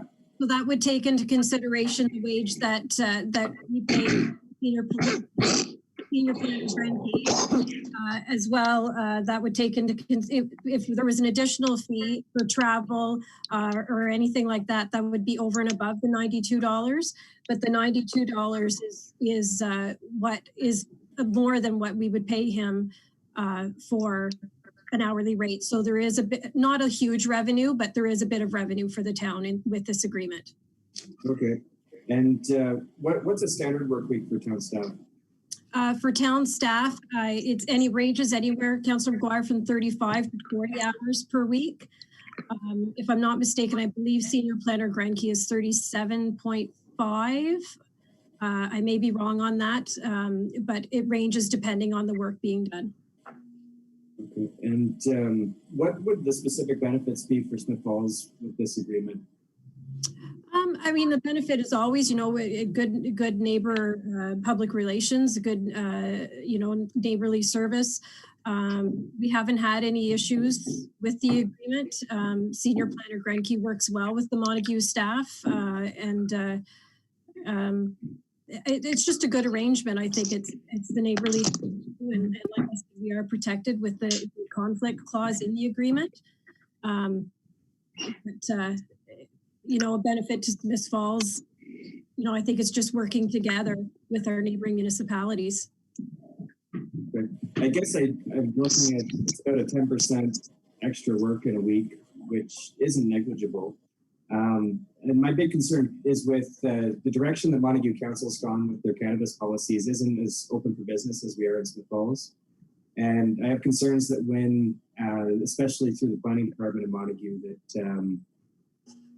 if a business is working with our planner in the township of Montague, and then they come to meet with us and our economic development office and planner in Smith Falls, that it's hard to kind of leave one job at the door and maintain a different, just that different value system that we have here for getting those projects off the ground. So for that reason, I'm looking forward to hearing what my colleagues think, but I'm a little bit hesitant about it this year. Maybe something like letting it go to the end of the year and then taking another look at it. But 2 years seems like a lot. I don't think it's been a huge thing to have it come up once a year for renewal. So thank you, Mr. Chair. Okay. Anybody else? Councillor Brennan, then Councillor Dwyer. Yeah, I'm going to support it. I think the more we can do with our neighbors, the better. I think that this could only be the start. When you think about Lanark County and the governance that we have, and we're a separated town, I know, but there's 9 municipalities, and that means 9 councils, 9 sets of staff serving about 70,000 people. you know what, one of these days it's going to be, we're going to be told to do something different. And I think the more we can do with our neighbors, whether that be planning, we've talked about police and we've talked about fire, we talked about some public service or public works we can do together. I think the more we can do with our neighbors, the better. And it does bring a small benefit to Smith Falls, but I think I appreciate Councilor McGuire's point about different ways of looking at policies in terms of as far as cannabis, for example. But you know, we have a conflict of interest clause in this thing. So if there's something that conflicts and that we have our planner, he's going to be working for us on that and not for the neighboring municipality. So, but I think the more we can do together, the better, especially at this day and age. Thank you, Councillor Dwyer, and then Mayor Panko. Thanks. I have a couple comments. One is that, I mean, in the last year, we have had cases where files in Montague have come up where there has been the potential for conflict and no conflict was raised at that time. So to say that, you know, the provisions are in there and they're enforced, I mean, it's kind of loose. And to some degree, it comes down to the professional integrity of the planner to call, you know, when a conflict is in case or in fact a case to be reviewed. So we have to trust Carl's discretion on that. But at the same time, I mean, my belief was that this was to be a temporary arrangement with Montague until they decided what they were doing with staffing within their office. They're strapped for staff across the entire organization. I'd hate to see this just continue to be the status on a go-forward basis. And I'd like to take the opportunity, if we are going to work collaboratively with our neighbors, to maybe look at doing so in a more robust fashion. You know, we've had planning positions come up in Beckwith and D&E that have gone out and been advertised repeatedly and not been successful in finding a candidate. So if we're going to do this, then, I mean, let's put some thought behind it and a bit of a business plan and actually make it something that we can use. And my impression was that that was something that we were going to look at through our service delivery review for the planning department, but that didn't ultimately happen. So I don't mind, as Councillor McGuire has said, an extension until the end of the year, at which time we could revisit, you know, is this a business that we actually do want to be in? How can we run that effectively and efficiently? And in a good neighbor approach, you know, there are municipalities in our neighborhood that are struggling to find staff, and we happen to have staff and low applications for review. So, I mean, maybe this is something that we could be offering as a means of generating some revenue and some goodwill. Thank you, Councillor Dwyer. Mayor Panko. Yeah, I appreciate the concerns raised by the Councillor McGuire, but I mean, we've had some experience here to see this has worked, and frankly, if it's good for Montague, it's good for Smith Falls. I mean, it's a good neighbor thing. They have a need for very part-time staff. We know that Carl has the ability to follow through and look after their needs. And what is his extra time is not impacting his ability to do his job here. I've got full confidence in Carl's ability to apply discretion where needed when it comes to if there is a conflict that may or may not arise. So we do, I mean, they are part of recreational cost sharing. I think there's been some synergies with public works. I mean, if we can help them at really no cost and no negative impact on us, then it's positive for everybody. Okay, anyone else want to chime in? Councillor Alford? I last year I questioned this arrangement more from a workload standpoint, given what we were going to be looking at and what we hopefully, when COVID-19 is over, we'll be looking at again. But the point that Mayor Panko and Jay have made and Councillor Brennan have made is that we do have probably with all the municipalities that surrounding us, the closest relationship is with Montague. Geographically, in our recreation cost sharing, on several different fronts, and because this is a relatively small ask from them. I mean, we're partners in the airport. We're partners on several different levels. So I'll support it. And I'm just, as I'm thinking about it, do I want to support 2 years or one? I think by the time COVID-19 is finished and we're recovering, that's likely to be in that neighborhood. And so I would not be adverse to looking at something more formal, or whether or not we can broaden our planning department to help more than Montague out. But at this juncture, I'm supportive of staff's recommendation.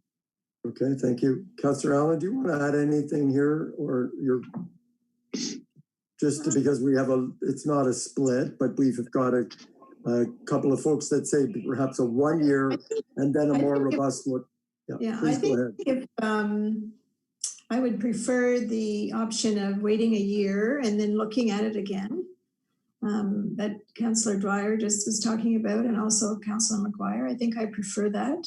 I mean, I don't have real issues with it. Everything that my colleagues have said in terms of us working together and having a good relationship, I agree with all of that.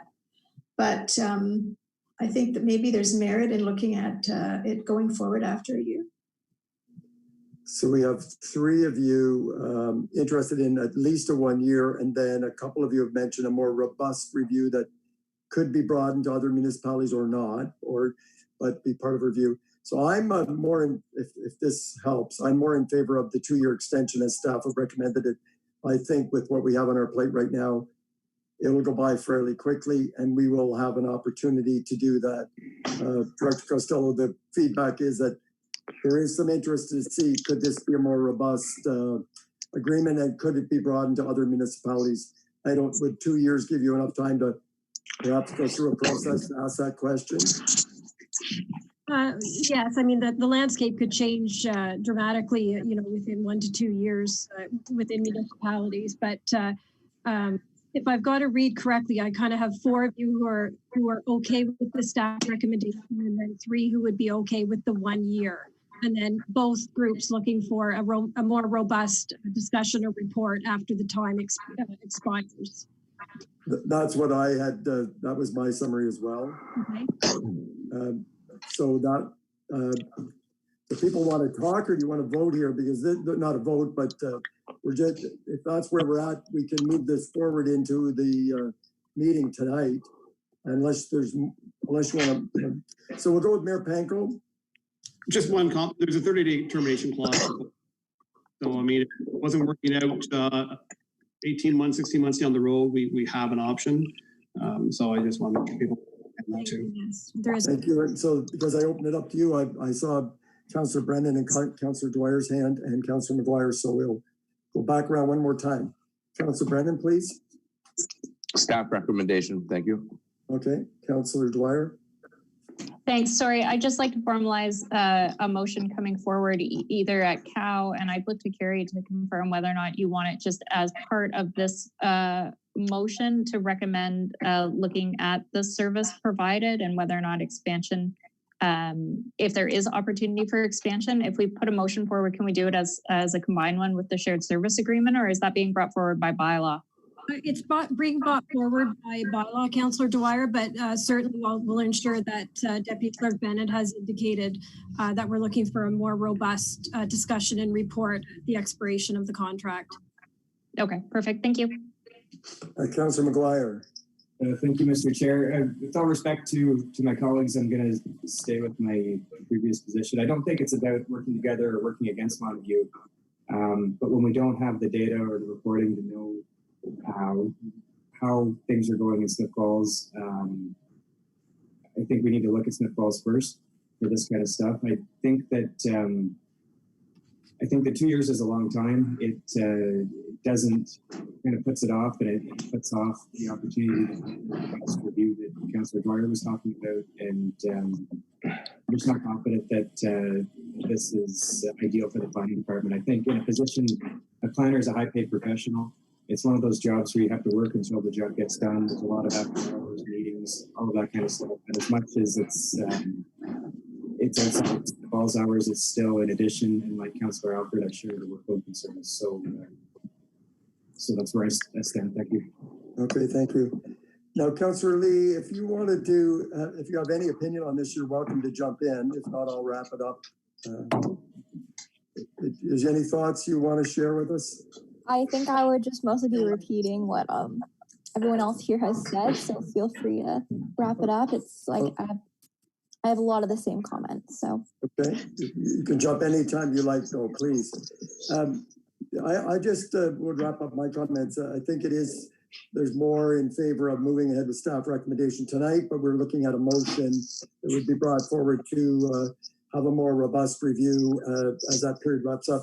And I would echo Councillor Brennan's thoughts around partnerships and agreements among municipalities. I think our future, particularly what we are facing right now and the debt load that everyone's taking on, I think he has a good point there, and we'll have to have our wits about us going forward. Okay, thank you for that. That was a good discussion, and Director Costello, that was clear. You're good with that? Yeah, as Councillor Dwyer indicated, so we'll go forward with the staff recommendation, and we'll ensure that the minutes denote that what council's looking for upon the expiry of that agreement. And I've already put it in my day planner to start on that. Well, if council agrees tonight with that motion. Yes. Yes. Okay. Okay, thank you. Now we're moving right along to the building permit report for 2019, which looked terrific. Director Costello. Thank you. This was prepared by CBO Sutherland. It's an annual report that's prepared and given to council. Usually we also receive it via resolution for information. It is dictated under the Building Code Act that we report this back to you.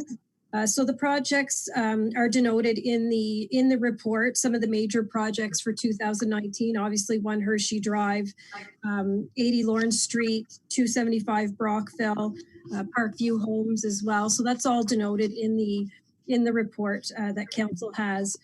Also in the report, we've allowed a spot to give you an update on the reserve fund. So currently there's 1.3 million allocated in the building reserve, and that's as of December 31st, 2019. The report also outlines the indirect costs for building, and that would be other staff's time on building matters, and that the indirect costs associated with the building department are just over 121,000. The last page of the report outlines the number of permits, the construction value, as well as the permit value, right from 2015 right through to 2019. So I just present that to you for information. Happy to take any questions, and hopefully it can come forward as an information item for council tonight via resolution. Thank you, and I'll remind the public that this is it is an information item that we're receiving the report. We aren't approving it or not approving it, but it's certainly open for questions and comments and discussion. And I have Councillor McGuire up first. Thank you, Mr. Chair. I have a few questions. Are we compiling any data on the building permit process outside of what's required by the province? So, for example, do we know anything about the level of satisfaction with people initiating developments? Do we know the length of time it takes to receive a building permit? Or do we know how many inquiries we get versus how many building permits get issued? I don't have that information, but we can certainly look at the time it takes from the time an application. There is timelines within the code that we have to adhere to, which we do. But if council's looking for, kind of a review, maybe of a 3-month window of when applications come in and when a permit's issued, we can certainly do that for 2020. Okay, do we do any kind of customer satisfaction surveys with people that have initiated developments or inquired but then walked away?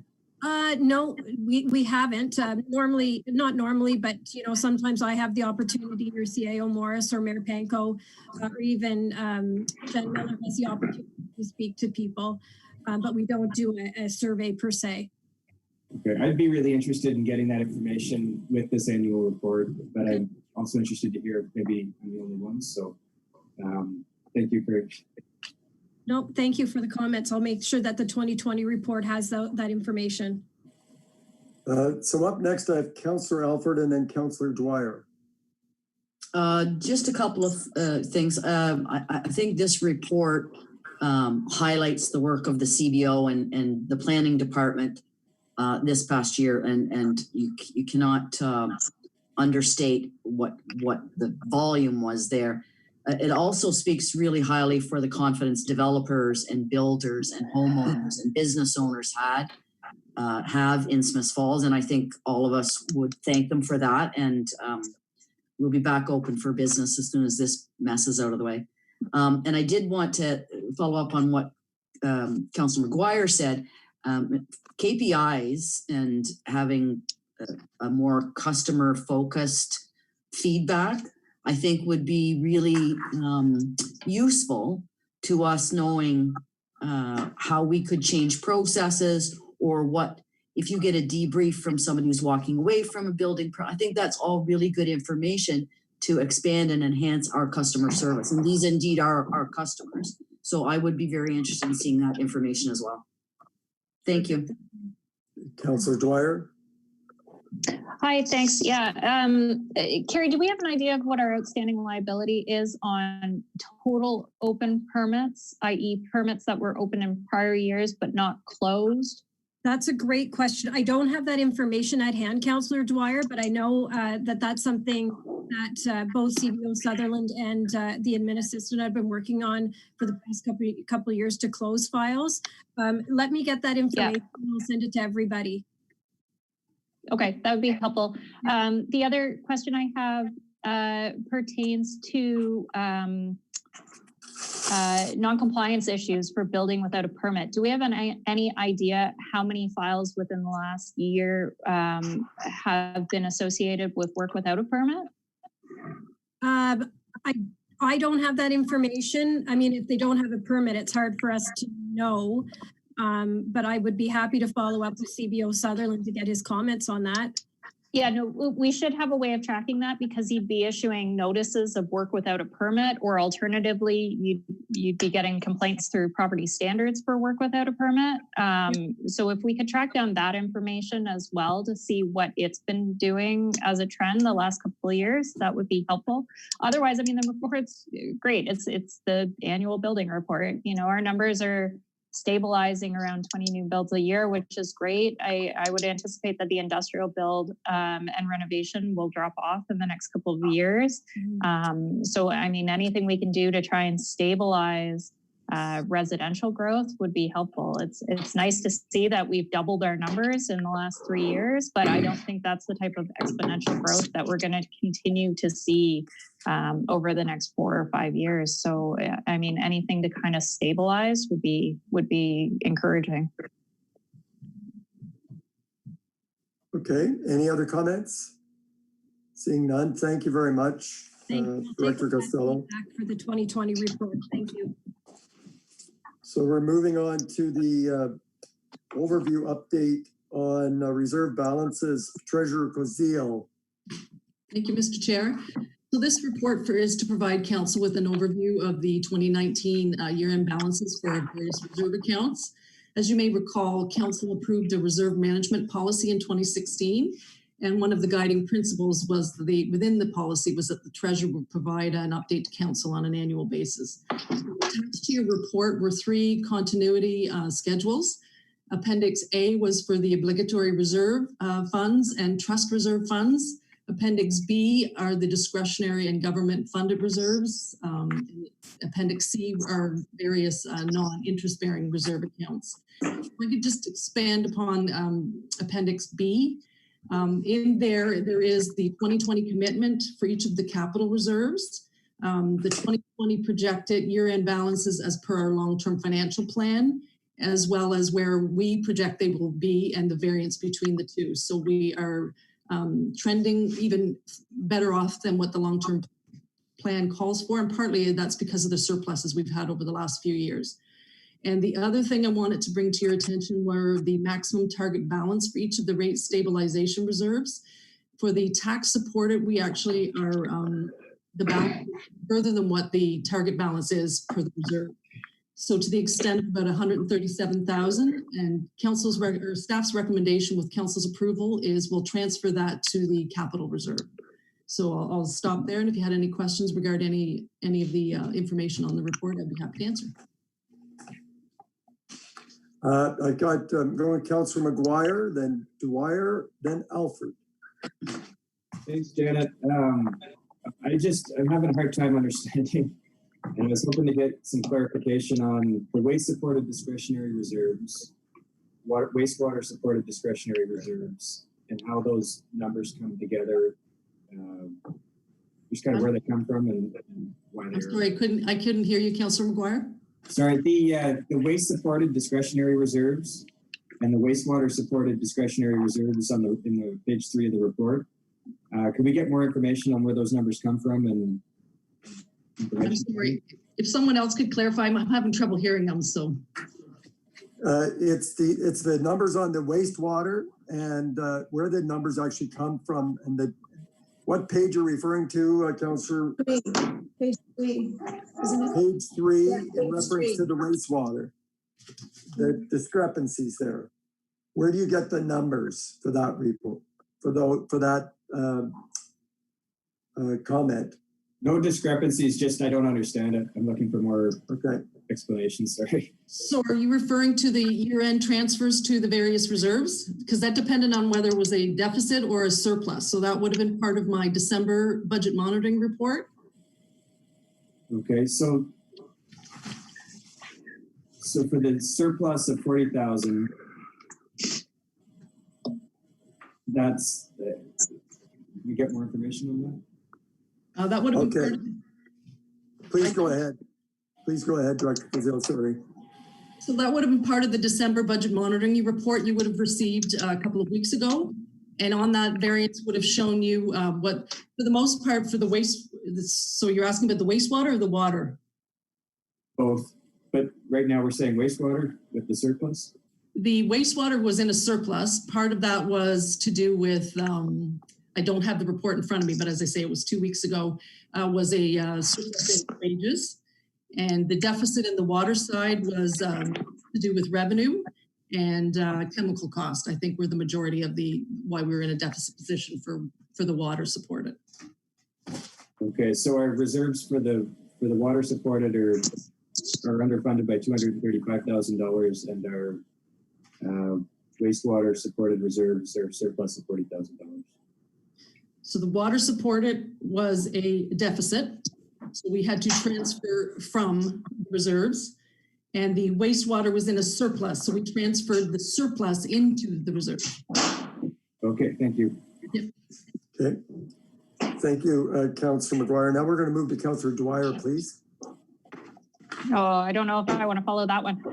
Just to say, Janet, I think this report gets me just a little bit closer to understanding finance. I don't know how you do this, but can I safely assume, and I feel like this is a loaded question because but anything that you've identified in Appendix C, I assume we've tried our best to use that money or reallocate that money anywhere possible. And right now, whatever is left is either planned or is so specific that we can't plan for it at this point.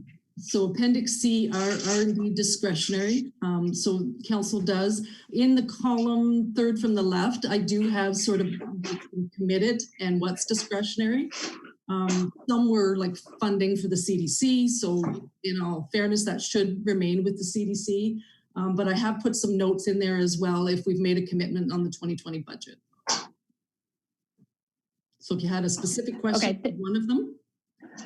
No, I guess my question was more, how many of these lines, particularly in Appendix C, do you think are just going to sit there for an extended period of time because they are so specifically allocated that we're not going to be able to use them?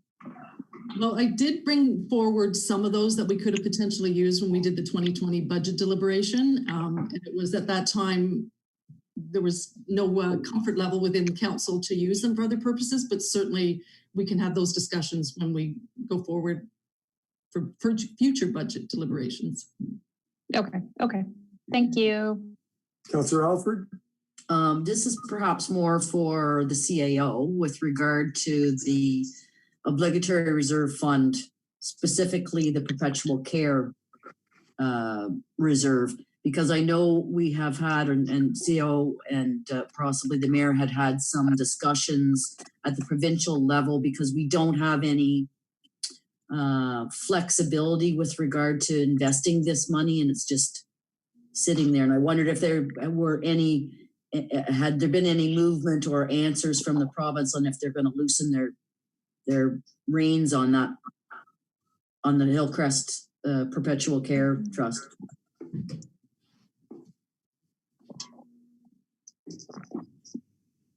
Is the CAO here? Mr. Chair, I'd be happy to answer that.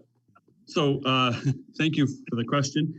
So we, the mayor and Councillor McKenna and I had a delegation, I believe it was Councillor McKenna at AMO, and the minister was very open and understanding of the dilemma the current legislation creates, and committed to doing something about it. So shortly after the delegation at the conference, we did get a call to be part of a stakeholder consultation group.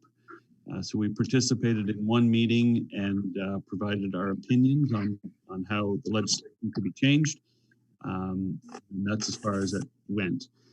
You've prompted me to follow up with the stakeholder group to see if there's been any movement since that time. Yeah, because that's $500,000 that we could potentially use in some other format if possible. Correct. And I think what's encouraging is we've made 3 delegations to various ministers, and this was the most buoyant one that we've been involved in terms of the minister understanding the issue and committing to doing something about it. So I will undertake to follow up and report back to committee on the status of that discussion. And just one follow-up, Mr. Chair? Yes, please. I don't recall seeing this before, but possibly I did. But what is the Party Flag Reserve Trust? I don't remember seeing it before, and it's not familiar to me what it's for.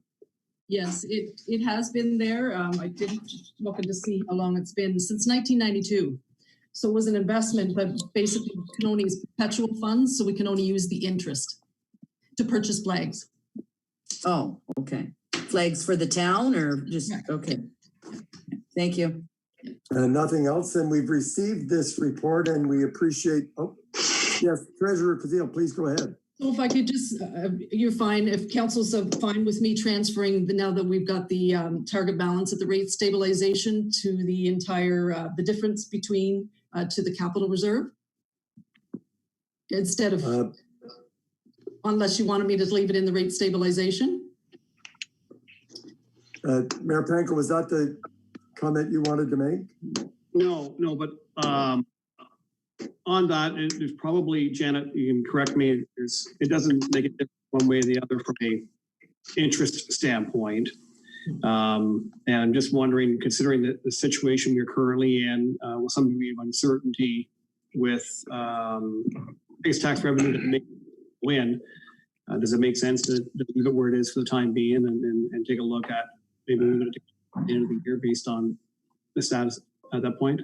You're correct. There is no difference as far as they're both interest bearing. So if that's council's wish, we can leave it be. Okay. I don't see anyone disagreeing. I know Mayor Panko did have a question, so I'll go back. Yeah, a comment, and just if we take a moment and look at Appendix B, and one of the things that was done a number of years ago was a development long-term financial security plan.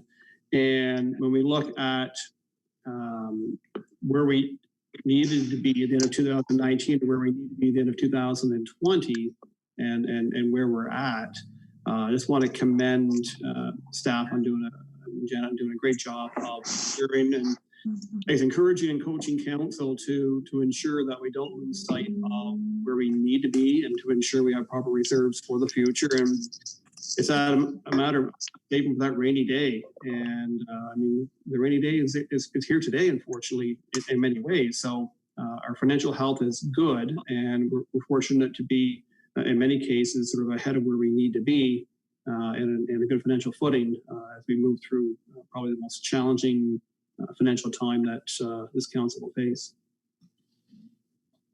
So thank you. So have you got the information you needed, Janet, then?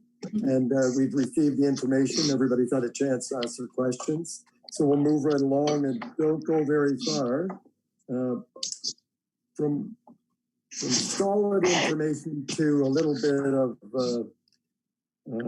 crystal balling, we're going to talk about potential financial impacts of the COVID-19. So Treasurer Kozil, I appreciate your report. Would you like to highlight anything for us? Basically, well, it's laid out in the report, but obviously the longer the term impacts will depend on the duration and the severity of the pause in economic development. This is by no means a comprehensive list, but just some early overviews. One thing I did really want to stress that currently our cash flow is holding steady, but of course we don't have a crystal ball, and that could change significantly in the days to come. And I did want to sort of highlight some financial options if the cash flow becomes more of an issue, such as borrowing, bridge borrowing, which is for some of the capital projects that we had budgeted for long-term debt. We could obtain some of that before the project goes over to kind of help it with cash flows. So those are just some of the things I wanted to highlight for council, and I'll pause at that. And if you had any questions about the report, I'll certainly answer them. I've got Councillor Alford and Councillor Dwyer. Yeah, I just really wanted to say, Janet, how much I appreciate you giving us this information in this way. It really highlights for me that we're preparing for what COVID-19, what effects it's going to have, and what options we've got, and what resources we have. So I really appreciated this. And as Mayor Panko said a few moments ago, we're in relatively good shape at the current time, and I feel fairly confident that the municipality is going to be able to weather this storm, given the work of a previous councils and this council and yourself as treasurer and all the staff. So I really appreciated this report, quite frankly. Thanks so much. Okay, Councillor Dwyer. Thanks. Janet, thanks for the report. I'm hoping this is going to be an interim report and something further that's going to come in the next couple of weeks. One of the things that we had discussed at our last meeting with CA Morris, and I don't recall if you were on that call or not, but was the idea of looking at some of our tendering projects and RFPs for deferment to free up some capital flow for things like operating costs, particularly as we, continue forward with COVID-19. If this continues, I mean, there may be a need to defer more payments by residents for services, and having the available capital to keep ourselves going so that we can do that might be something that we need to talk about. So I'm hoping that this comes as part of that. But I was also surprised to hear in our conversation earlier related to correspondence about the fact that we've laid off staff. That's news to council. We have not been made aware of that. I think some of us kind of saw it coming, but that's not something that we were party to. And while it's in a lot of ways an operational decision, it's also a big decision when it comes to service levels. So I guess my question is more directed to CAO Morris at this point than it is to yourself, Janet. But CAO Morris, what can we expect as a follow-up report as far as what the impact of COVID-19 is going to be on our strategic plan and on service levels in the municipality as this goes on? Yeah, so through the chair, I would say the reductions in staff were directly proportional to the services we no longer deliver. So yeah, that was certainly an operational decision. But what I would offer in terms of the next step is refer you to page 3 of the report. We've identified $605,000 in capital spending, and that's exactly the conversation we want to have tonight. Is council comfortable in deferring one or all of the 6 items listed there to ensure that we do have proper cash flow going forward? So I appreciate prompting that discussion. That's really what we want to talk about. Is there an appetite to delay some of the capital purchases? We've committed to some. So for instance, again on page 3, if you look at the first item, the pumper truck, we've committed, you may recall last year we paid for 50% of that purchase. We had to commit the other 40%. It's the 10% holdback that we can hold on to and not take receipt of the truck. Chief Cheeseborough would suggest that we have some flexibility. We could delay that until later in the year. So that's one small example of a way that we can ensure we have cash flow for operational matters. But, you know, there are other things in there. The plow truck, if we wait on that, we can defer that payment probably until the 2021. So we need to balance off deferring payments with being able to operate the organization. Sorry, Malcolm. Perhaps I'll pause there. I know Treasurer Kozil just wanted to come in on that conversation. Please go ahead. I just wanted to let you know, staff have been having ongoing conversations on the capital budget. I wanted to highlight what has already been is committed and already either been purchased or money that we're going to flick back with. And it's about 7.7 million out of the almost $11 million budget. So those are things that we can't, we're already committed to or already purchased, and we're in the middle of doing the construction. So just wanted to give you that figure. So I'll just check with Councillor Dwyer. Is this another question because Councillor Brennan was going to go next? No, it's related. So I guess okay. My point to my initial comment was pertaining to the fact that I was expecting a bit more of a robust list. I mean, there's a significant amount of construction projects that we approved for the year, and with the non-essential and essential business lists, I was expecting a little bit more to be on this list as discretionary that we may not even be eligible to move forward with. CAO Morris, is your sense that this is an inclusive list? This is as far as it goes? Well, I would answer that by saying, just echoing what Treasurer Kozil just said. Much of our capital program is already committed, certainly with the town hall project and with Beckwith. That's the lion's share of our capital project and our program, and as you know, they're underway. There are items within water and wastewater that could be up for discussion. I would consider them non-discretionary. There are pumps that we have to rebuild. I would not suggest that we delay those types of operational matters. So what we did is we picked out 6 things that we can delay if we need to. We can dive into the capital program further, but I would suggest the list of 6 is really the low-hanging fruit for this discussion. Okay, fair enough. And to your point there, you said this is something that we may choose to axe if needed. What is our drop dead date on making that decision? Do you know? Well, through the chair. Hard to say. Great question. I wish I knew, but we will have a few indicators coming up shortly. For instance, every month we have a water bill due date. And we're going to know in fairly short order what kind of revenue streams we have coming in from water and wastewater fees. The payment deadline for the next installment for taxes is April 30th. So we'll have a pretty good idea of how many of those accounts are paid in full. So my suggestion is by mid-May, we'll have a better sense of where we are from a spending point of view and a revenue point of view. Okay, then I think my sense Councillor Dwyer, I think that's about 3 or 4 questions in a row there. I'd like to get to some others and maybe they'll have an opportunity. Can I come back to you if there's time later? It was just my concluding remarks, which was to say that if this is not our drop dead date, then I'd rather defer until it is. Okay, Councillor Brennan. Thanks, and thanks for your report, Janet. I agree. I think we're in good shape.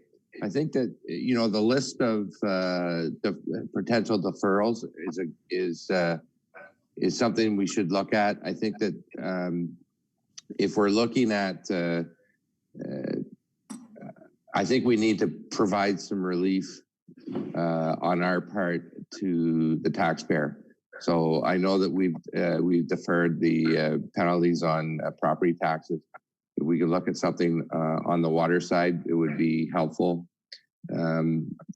But we've got to do our part, I think, in helping people out get through this, because people have lost their jobs. And I know that the upper tiers have stepped up big time, unprecedentedly. I mean, I just can't believe. But if we're talking about $600,000 that we can defer comfortably, I think we should look at it and see what we can do to help do our part to help people out. Thank you. I've got Councillor Alford, then Mayor Panko. Thank you. Yeah, I'm not for maybe the same reasons as Councillor Brennan says, but I think if we leave ourselves some cushion of $605,000 to ensure that the municipality, well, maybe not necessarily providing relief on some fashion, but to make sure that the municipality stays with its head above the water, I think that's what I would like to see the 605 go for, to ensure that we have some resources, 605,000, to make sure that we can cover our cover the operations, cover whatever, not necessarily relief, but let's not go into debt if we can avoid it. Thank you. That leaves Mayor Panko. Yeah, looking at that 605 and I mean, at the list, I mean, we all go back to our budget discussions, and there are a lot of capital items that didn't make the budget, that got deferred, and that we'll be facing again in next year or the year after. My concern with some of them would be just the risk of putting more money into deteriorating aged assets in maintenance and repairs than going ahead and getting this equipment that we need, that we agreed we need. And if we look at our temporary borrowing bylaw, I mean, if we had to borrow $600,000 for a year, at 2.45%, we're talking less than $15,000 in interest in a year. And it wouldn't take long to chew up $15,000 if we had to put some work into some of these things that we maybe would consider deferring. The library renovation, we know that it's an upcoming renovation, and we're planning on putting money into reserve to pay for that over multiple years. I think that's a pretty straightforward one. If we need to take $200,000 for there, we just know that next year we have a higher cost to try and get those renovations completed. Park improvements and benches and stuff are great for our community, but right now, again, there's some deferrals. So I would just be cautious as to what we deferred, but would be agreeable to deferring some amount. And again, if necessary, a little bit of modest borrowing with a temporary borrowing bylaw could help us get through as well, if we need it, right? Yes, Treasurer Kazil. I could just clarify the ones that you just mentioned, the library renovation, the data retention, those are all multi-year. So it was just on the cash flow. I wasn't suggesting that we defer. It's just that's not money we would be spending out of pocket. It would be just following over into the next year. So, yes. Okay, I don't see other hands. I would like to jump in with some of my own, if I may. And I know this is an interim report. I think it's been made clear that we're in the early days of understanding the impact on municipalities. And I do appreciate what the federal and provincial governments are doing and how they have stepped up. They do have the ability to run deficits, which we don't have. So we do have to look at things perhaps less generously than they do. And I also anticipate that when we get through this, it'll be a multi-year. The contributions from the province in our OMPF funding and others may not be stable and may not be relied on. I think we're going to look at a multi-year strategy. I also wondered about if public health will have to increase the share as their costs go up. Maybe our 30% won't go up. It still stay 30%, but the cost of operationalizing public health may go up higher, and therefore our levy will go up. And finally, just in this interim report and looking ahead, I wonder about our water usage going down with all of those businesses and restaurants not operating. Our cost of operating our water services perhaps will also be impacted going forward. So my colleagues have really pointed out that this is an interim report. I think I agree with someone who mentioned regular updates at least once a month, that we do get a look forward at where we at. And maybe and I know that staff will bring it forward if that's not often enough. Treasurer Kuzil. Just in reference to, you were talking about water consumption, we're only a couple of bills in that would have been within the time frame of this pandemic, commercial being partially one of them. It is a bit lower, not to the extreme. It's about 2,400 cubic meters less than last year. The residential that we just read went from February 1st to March. So about a couple of weeks that would have been within this time frame. And again, it's not substantially different from last year. So we're not seeing the impacts of anything that I can say for certain yet, but we'll continue to monitor that. And the other thing I was going to suggest is perhaps I could start budget monitoring a bit earlier, and then we may have some information instead of waiting till July to do the first half of the year, maybe start in May or June and update you as we go. That's just Morris, do you want to add anything before we wrap this one up?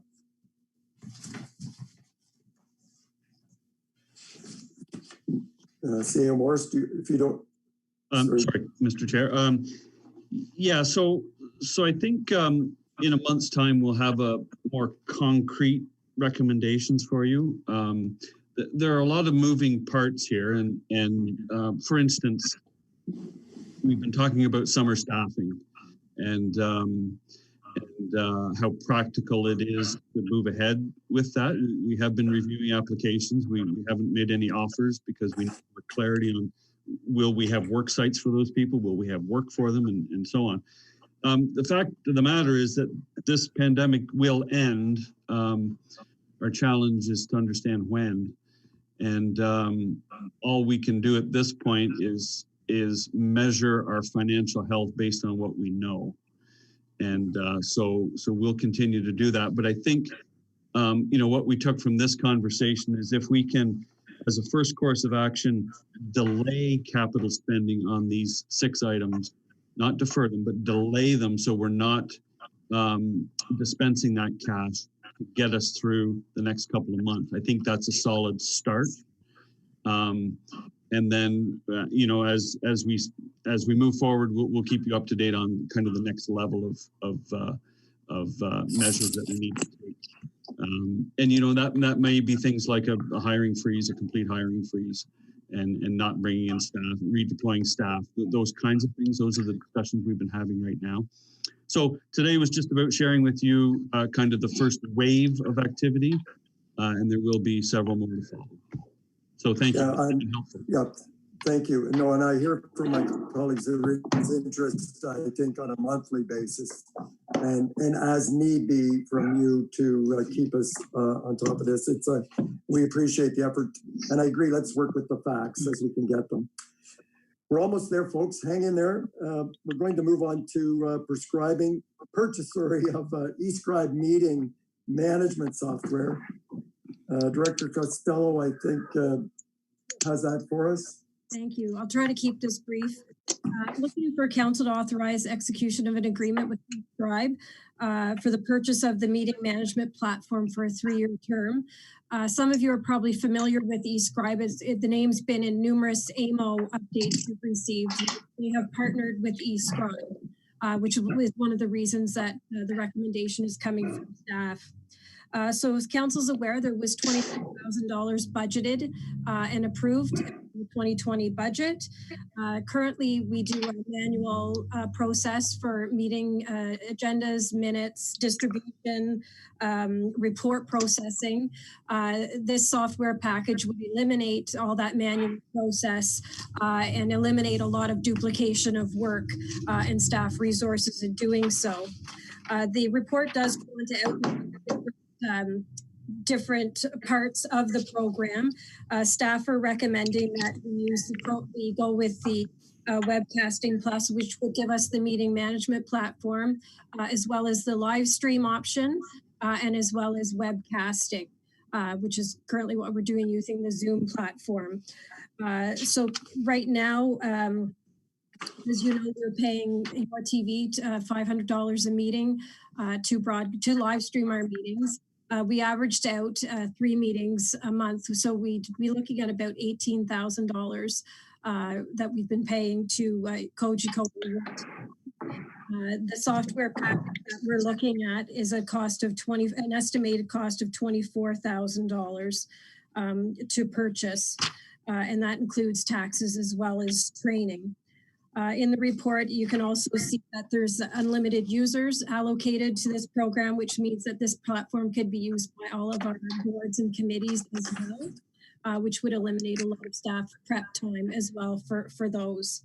It would also bring us up to our accessibility compliance requirements for minutes and agendas, and it'll allow you as elected officials to be able to maneuver and manipulate your agendas and your notes with your packages that you receive weekly from Deputy Clerk Nadine Bennett.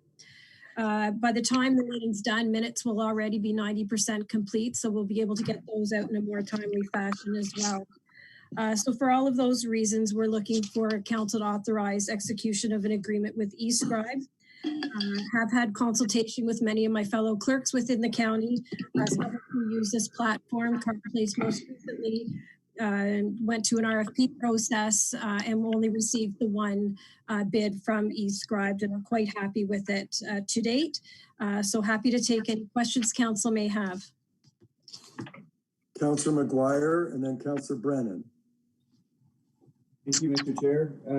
I have a question first on the CoW live streaming. Are we still paying $500 a meeting now that we've gone virtual? No. Okay, great. And my question is, I'd like a little more illustration on the plus versus light. I'm wondering if we've looked into whether we have the capacity to store the data associated with this stuff on our website, because to me, the main difference seems to be the unlimited storage with plus versus light. And at $5,000 a year, the cost differential is significant. So I just want to make sure we're getting good value for that money.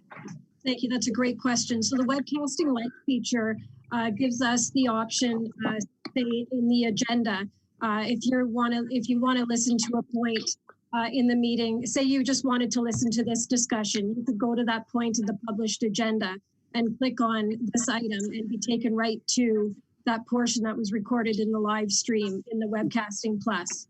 Webcasting Plus also gives us numerous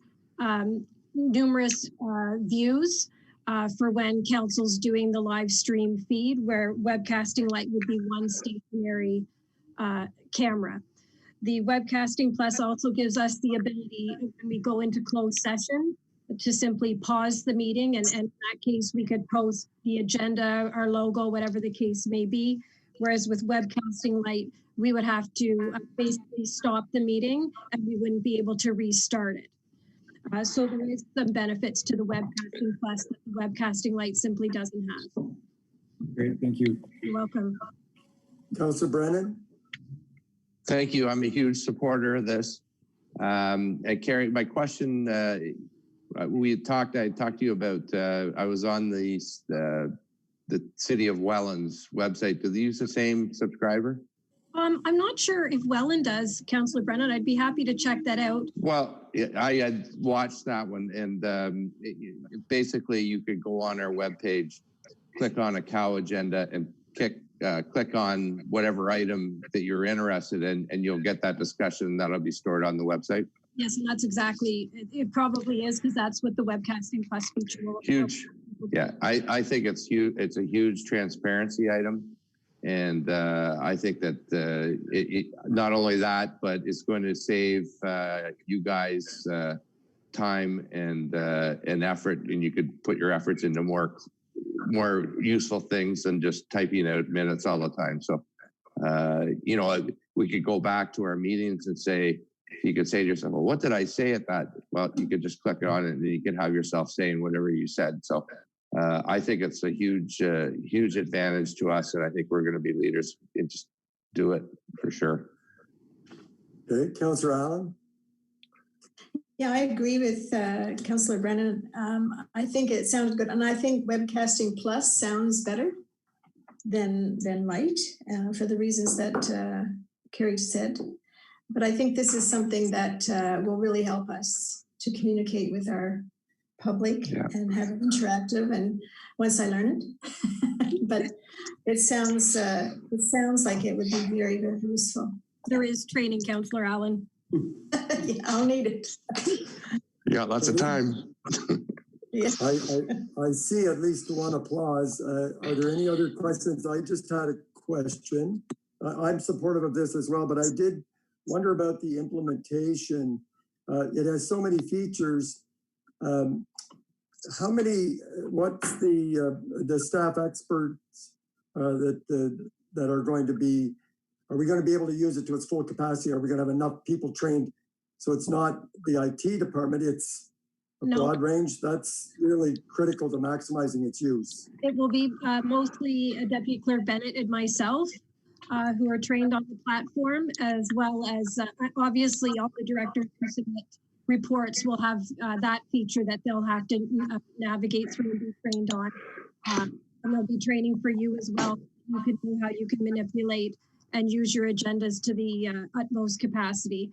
But most of the implementation, as well as the use of the software, will be with the Deputy Clerk and myself. Okay. So I saw a lot of support for this going forward. So thank you. Thank you. Our last item is the memorandum of understanding with Big Brothers Big Sisters Lanark County and the town of Smith Falls. And if you'll allow me, I know, is Jennifer Miller still on the call? I'll just introduce it. It's a very modest MOU between, it's simply that this is around the grocery store purchasing program.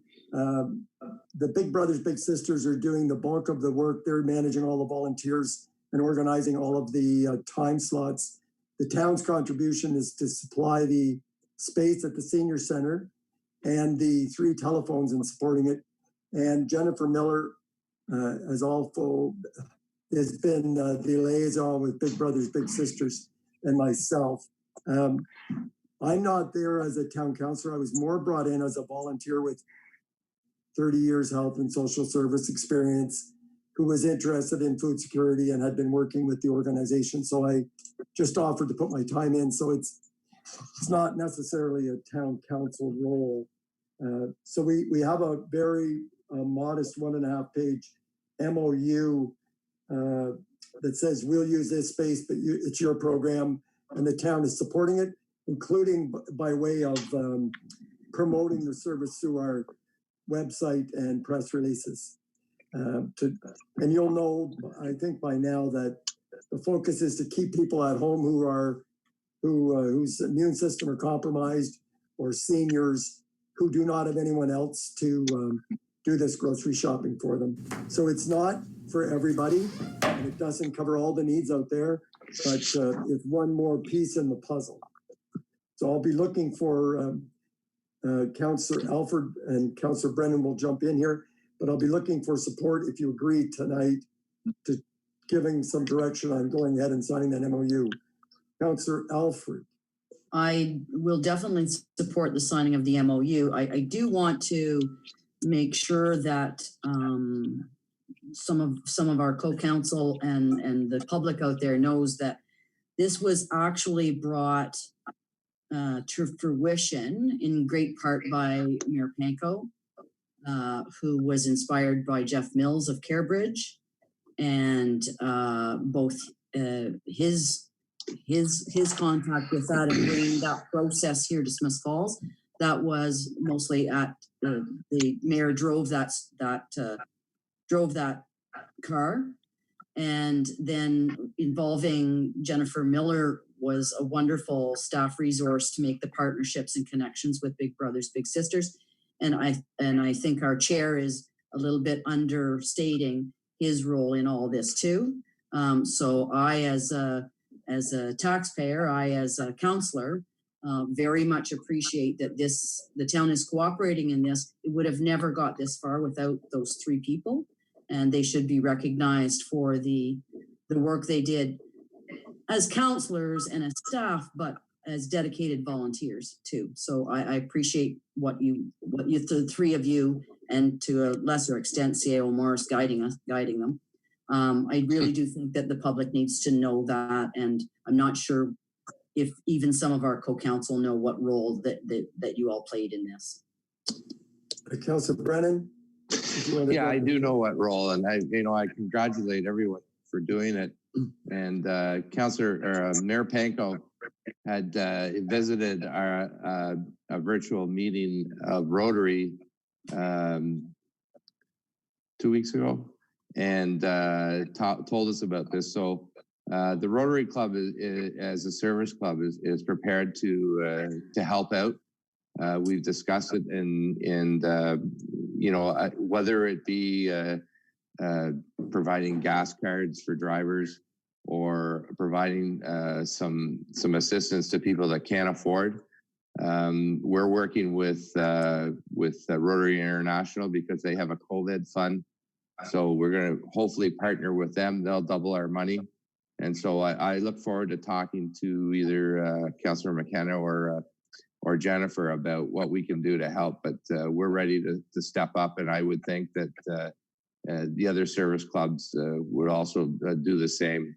The Legion, the Kinsmen, the Civitan, and the Lions and whatnot. So congratulations. And, if we can help out as a service club, we're certainly ready to do that. Thank you very much, Jay. We did hear as well from the Kinsmen. It's a matter of there's more resources up front right now. What we're trying to do is get the word out and build it in phases. Yeah. Unfortunately, we believe it's going to be the long haul. This is for 3 to 6 months, probably. So don't go away. We're going to get back to everybody that's put their name forward.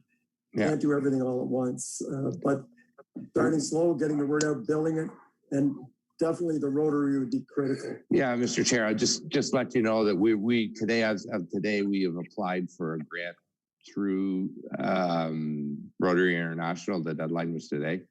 So we just went ahead and applied for it. And this is what the cause is going to be. So, we'll just, the idea would be just forward the money to Big Brothers and you use it as you see fit.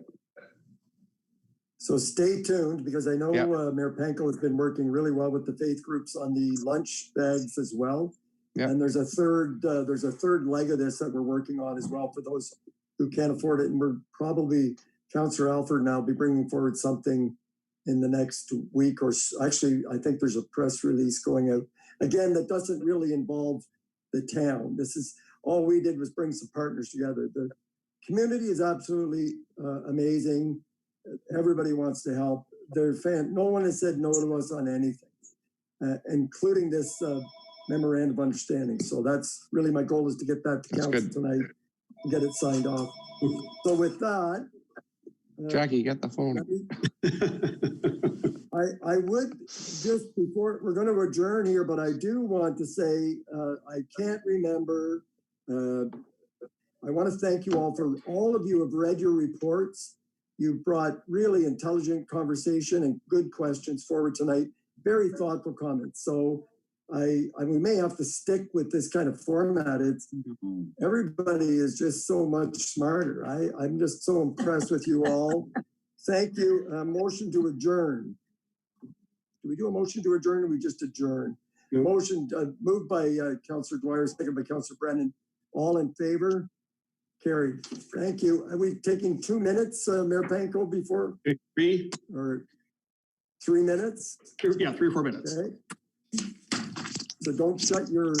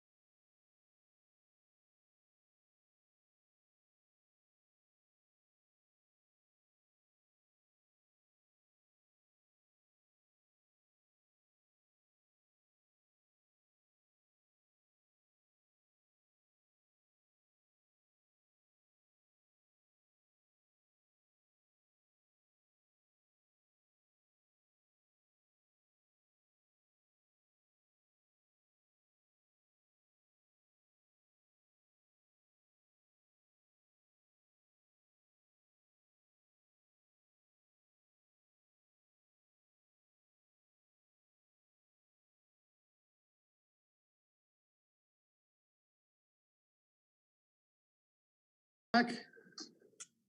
Councilor McGuire, Grace. Okay. That's a point. I'm in the council chamber. Leave my gavel. Good evening. Welcome to the regular meeting of Smith Falls Town Council for Monday, April 20th. We have all members of council in attendance this evening. I want to make a couple of announcements. Our thoughts today are with the fine people of Nova Scotia who have lost at least 18 fellow citizens in a horrible, senseless tragedy. We understand there are 16 different crime scenes across Portapique and the neighboring communities, and we also understand investigators are searching through 5 structure fires. We all fear the victim count obviously may rise. Our hearts go out to the families, the friends, the neighbors of all the victims, including the RCMP Constable Heidi Stevenson, who was killed in the line of duty. So today, the entire country mourns their maritime friends. I'll ask that we all pause for a moment of silence to remember and honor those taken in this terrible tragedy.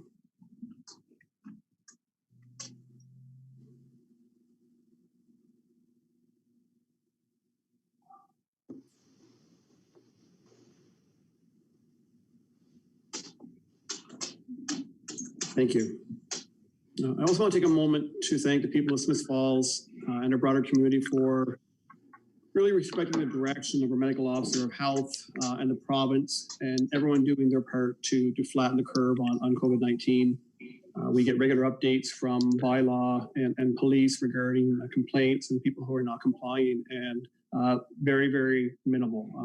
I think our community has recognized how important it is to stay home, how important it is to social distance, how important it is to all do our part, and it's working. I believe it's making a difference. Although the commentaries from the province suggest we may be past the peak of rate of infection, we all need to continue with caution, play by the rules, protect ourselves, our loved ones, and of course, our community from this disease. It's been a very difficult time for everyone. We're incredibly grateful to our doctors, nurses, and other healthcare professionals, along with our police officer, paramedics, fire personnel, for standing strong and protecting and caring for all of us. I also want to recognize the doctors, nurses, PSWs, and other staff at our nursing retirement homes for all they have done to keep some of our most loved ones and most vulnerable citizens safe. And of course, we must also thank our store owners, retail workers, our food service industry, truckers, everyone involved in ensuring that we all have access to the critical supplies we rely on. I want to express our gratitude to the caring and compassionate people at St. John Anglican, Trinity United, St. Vincent de Paul, Salvation Army, and others who continue to provide community meals in larger numbers than ever before, in many cases double the numbers they were experiencing before this epidemic, but via takeout or home delivery. And thank you also to Big Brothers Big Sisters in Leonard County for stepping up to help launch a new grocery delivery service in Smith Falls so that our seniors, those with compromised immunity or health conditions that elevate risk, can stay home and stay safe. And we know how critically important it is for people to avoid this infection. We're all blessed to be part of a community that cares, and this has never been more evident than it is right now. I will ask for disclosure of monetary interest. Anyone? Mayor Panko. All right, well, there your hand is up. Okay, Councillor Alford. Thank you. As before in the committee of the whole, I'll declare conflict of interest on, what's the number here?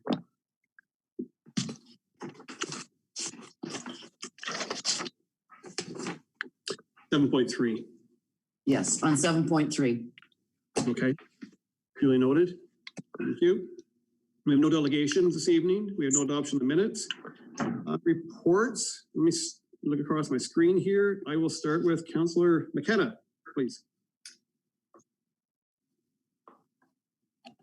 Thank you, Your Worship. I just want to report, I mentioned Dr. Stewart with the Board of Health had a lengthy and informative board meeting this week where we discussed primarily the COVID-19 response, but also just so you know that business as usual at the health unit. Dr. Stewart reported on, there's a compliance report that we're obliged, she's obliged to bring forward every year on, there's a long list of standards that our local public health agency has to meet. And they've met and exceeded all of those standards and reported to the board on that. And then last week we had a county council meeting as well. We discussed a number of items.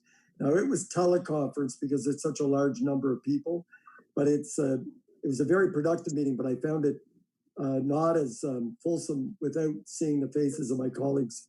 So business is continuing as usual on all the committees. And I also just want to report that for anyone watching, the phone number, and you can find it on the website, to order groceries every Tuesday or Thursday afternoon between 1 and 4 is 613-706-5500. You'll find that on the town's website and Big Brothers Big Sisters.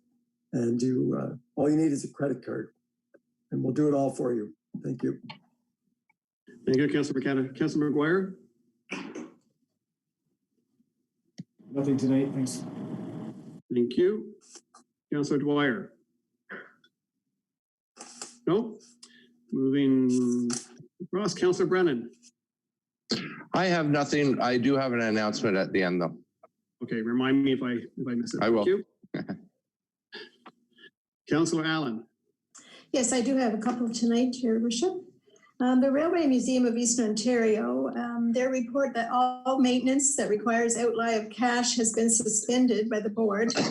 No further painting in the station done with paint on hand. They'll go ahead and use that and the track work that they can without having to pay more.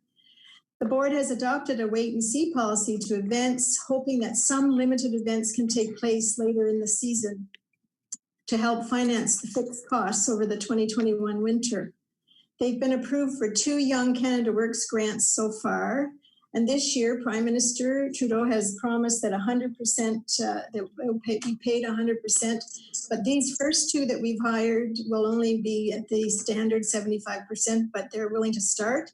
And Lisa is going to utilize the students to assist in inventory with the museum and collections, property maintenance, and planning in many other ways. The museum suffered additional vandalism this time to our historic snowplow. This just happened. 2 windows were kicked in, which have been boarded up until the board can pay glass for them. On a suggestion of the Smiths Falls Police Department, they've increased the lighting in some areas and are planning to put up some motion-activated lighting when finances permit. Also, you may notice no trespassing signs erected around a property. This was an initiative not adopted lightly, as the board has always been a very welcoming atmosphere in regards to the grounds, but unfortunately, the property lately has been used as a pseudo dog park. The President, Tony Humphrey, gave me this report, and I also want to thank Aaron Tompkins, our community officer, for his help with this incident and for providing support and good suggestions to us. Also, I spoke to Adam Garpy of Crime Stoppers, and he spoke to Constable Tompkins, and they will be starting social media releases regarding the break-ins. They will be updated and posted often on all of their platforms, Facebook, Twitter, and Instagram, to hopefully get some successful tips. The board members will be monitoring the premises to the best of their ability, but in light of the break-ins, I'm asking for the eyes of the community to keep an eye on our property and all our properties, and notify the Smiths Falls Police Department if anything looks suspicious. As you remember, I agreed to sit as the council rep on the Friends of the Cataraqui Trail Committee. The first meeting that I was to attend, there was a blizzard and a terrible snowstorm, so I didn't get to attend, but I have been keeping in contact with them. And I do have a few things to mention from the minutes of that meeting. The CRCA gave the Friends $5,000 for use as a reserve fund pending approval. They've applied for funding for capital projects, including the erosion issues near McGilvery Road. They will look at changing some signage, beginning first with the existing kiosks and potentially at Crossroads. There was a big spring cleanup scheduled, but it has to be rescheduled because of what we're going through. It's been discussed to have commemorative items, donors' names on benches and that sort of thing to honor the people who are donating large amounts to this. The Fat Bike held on February 24th was a big success with 12 riders. It was suggested that a badge could be given to participants upon completion of an end-to-end cycle ride. And another idea was a Camino-type walk along portions of the trail to be called the Historic Rito Shore to Shore. Our next meeting is going to be on April 23rd virtually at 7 p.m. And those are my reports. Thank you. Thank you, Councillor Allen. Councillor Alford. Thank you, Your Worship. Three. Just Chamber of Commerce was able to hold their regular board meeting last Wednesday using the same technology as we're using tonight. The Chamber had received the letter from Parks Canada extending the deadline for Victoria Park decision to September 20th, and they were relatively pleased with that. And Chamber Manager Leslie Richardson advised that previously booked reservations up to June have now been canceled, with more cancellations appearing to be likely if the COVID emergency continues.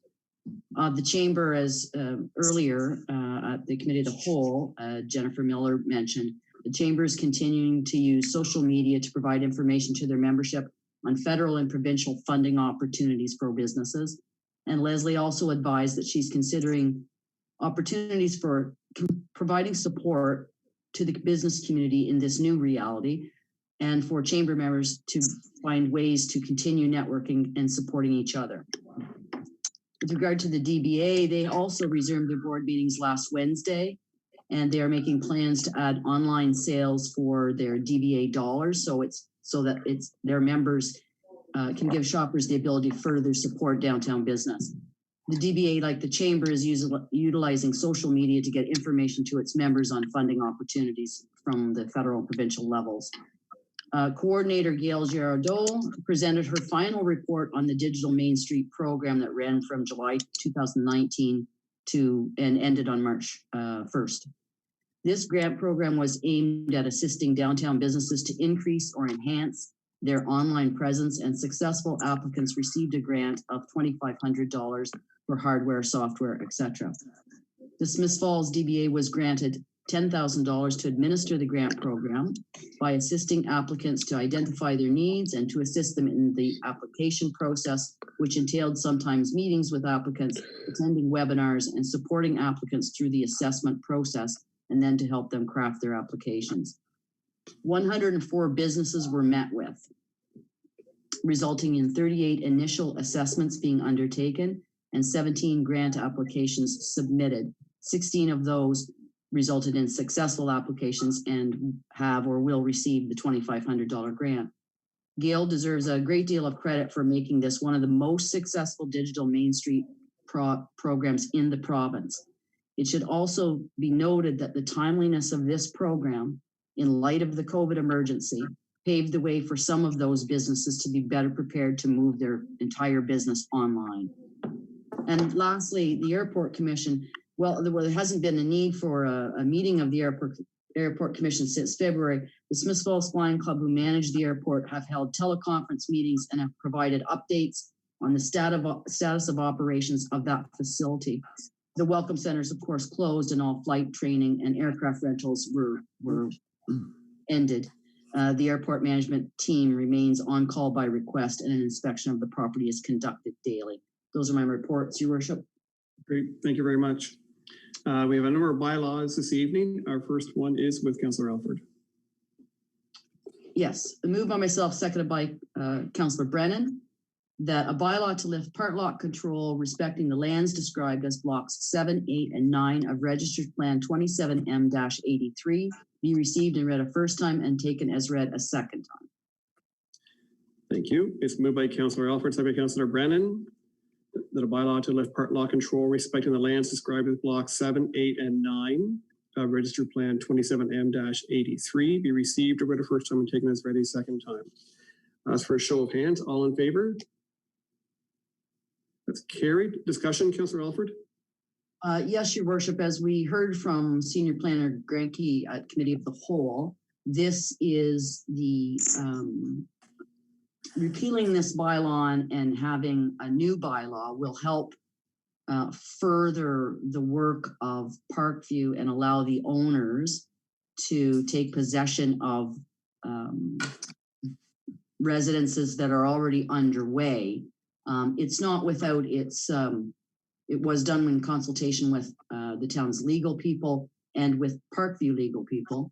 And while it may not be a perfect solution, council felt at committee of the whole that certainly this was, in light of all the ramifications of COVID-19, this was a best case scenario. Thank you. Any further discussion? I don't see any hands up. I'll ask for the third reading, please. Moved by myself, seconded by Councillor Brennan, that a bylaw to lift part lot control respecting the lands described as blocks 7, 8, and 9 of Registered Plan 27M-83 be now read a third time and finally passed, signed, sealed, and numbered 10140-2020. Thank you. Moved by Councillor Alfred, second by Councillor Brennan. Third reading, the bylaw to lift part lot control respecting the lands described as blocks 7, 8, and 9 of Registered Plan 27M-83 be now read a third time and finally passed, signed, sealed, and numbered 10140-2020. All in favor? See a hand, show of hands, please. That's carried. Before I go on to the next bylaw, I'm just going to skip back. My apologies, Student Councillor Lee. I missed you when we were going through the reports. Do you have anything you'd like to report at the stage? I do not have any reports tonight, and don't worry about it. It's all right. Okay, thank you. My apologies. Moving on, our second bylaw is with Councillor Brennan, please. Thank you. Moved by myself, seconded by Councillor Alfred, that a bylaw to authorize execution of a shared services agreement with the Township of Montague be received and read a first time and taken as read a second time. Thank you. It is moved by Councillor Brennan, seconded by Councillor Alfred, that a bylaw to authorize execution of a shared services agreement with the Township of Montague be received and read a first time and taken as read a second time. All in favor?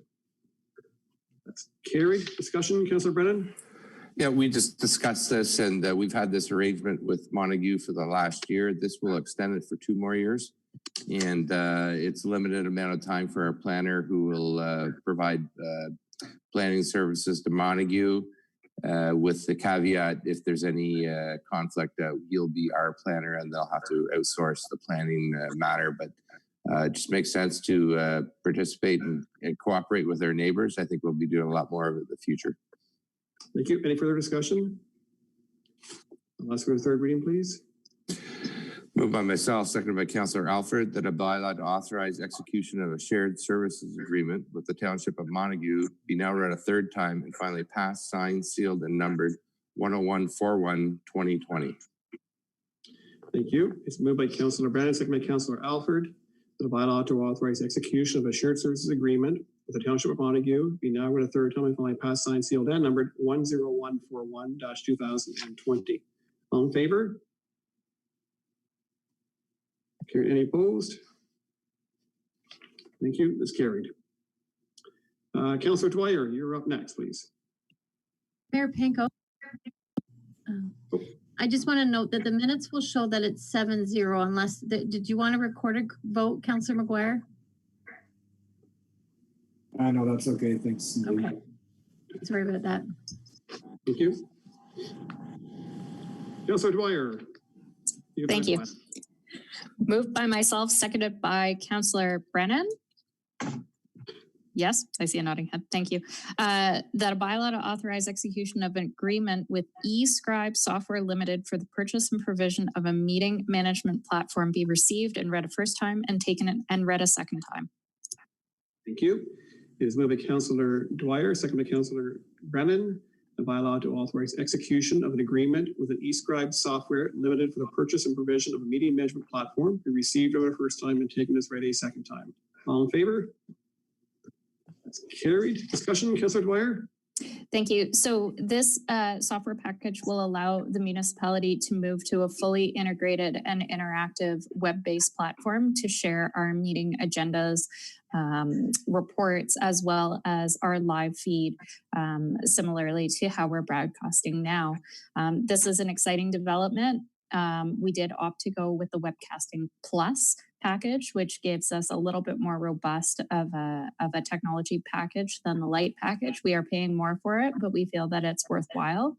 It also means that we'll be able to discontinue paying fees to CoW for live broadcasting our council meetings. So we're saving a little bit of money on one front to help us offset the cost for this new package. Great, thank you. Any further discussion? Have a third reading, please.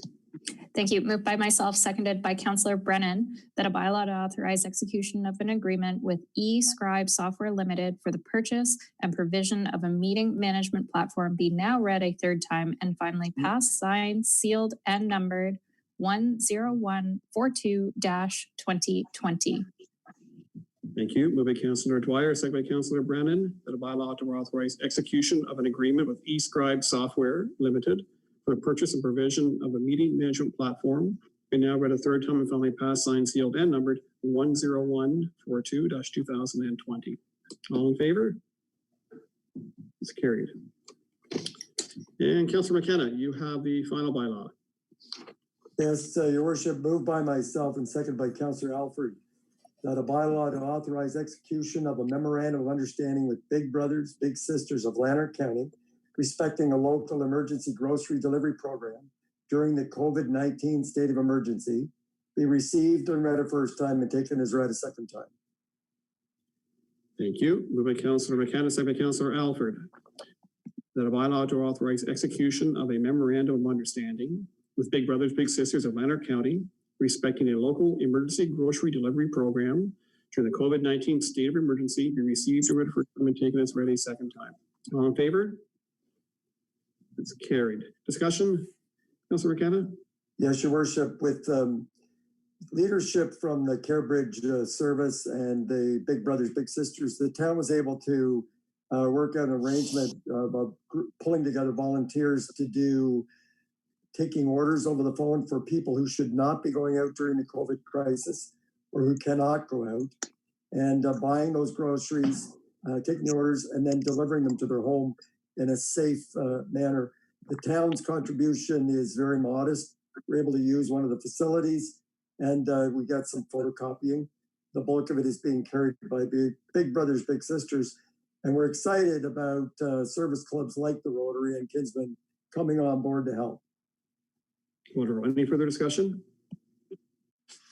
None. I just want to mention, you mentioned CareBridge community support. I want to give some recognition to Jeff Mills. CareBridge has launched the service in Almont. Launched about over 3 weeks ago now, I believe. They've had some great success, and Jeff is such a caring member of the broader community. He's provided incredible guidance and over the phone, virtually, and of course, even come to town to try and help put this together. So Jeff, thanks for your leadership and guidance and your continuing care for our community and the broader community. I'll read the third reading. Sorry, third reading. You did third reading. Yeah. Sorry. I did second, yeah. If I may, that a bylaw to authorize execution of a memorandum of understanding with Big Brothers Big Sisters Lanark County respecting a local emergency grocery delivery program during the COVID-19 state of emergency be now read a third time and finally passed, signed, sealed, and numbered 10143-2020. Thank you. The bylaw to authorize execution, moved by Councillor McKenna, seconded by Councillor Alford, that a bylaw to authorize execution of a memorandum of understanding with Big Brothers Big Sisters of Lanark County respecting a local emergency grocery delivery program during the COVID-19 state of emergency be now read a third time and finally passed, signed, sealed, and numbered 10143-2020. All in favor? And that is carried. That's it for our bylaw. Councillor McGuire, you have our one motion. Thank you, Your Worship. Moved by myself and seconded by Councillor Dwyer that the Council of the Corporation of the Town of Smith Falls received the annual building permit fee report for the year 2019 as prepared by the Chief Building Official. Thank you. Discussion, Councillor McGuire? This annual report's a requirement of the province. We're looking forward to starting to collect some more qualitative data so that in the future we can turn this report into an outlet for continuous improvement. The numbers are very strong this year, and it shows the confidence that both real estate and commercial and industrial development has in Smith Falls, and hopefully, despite the current troubles, it continues. Thank you. Any further discussion? Don't see any. It's moved by Councillor McGuire, second by Councillor Dwyer. The Council of the Corporation of Town of Smith Falls received the annual building permit fee report for the year 2019 as prepared by the chief building official. All in favor? Carried. Requires your announcements. Councillor Brennan. We have no audio.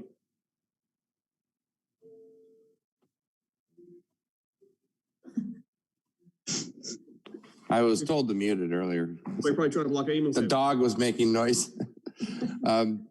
As you know, everyone knows that I'm part of the Evergreen Avenue Committee, and every June we have an event. And this year we were planning for June 6th. We had a great lineup of commemorations from community builders and some World War II veterans.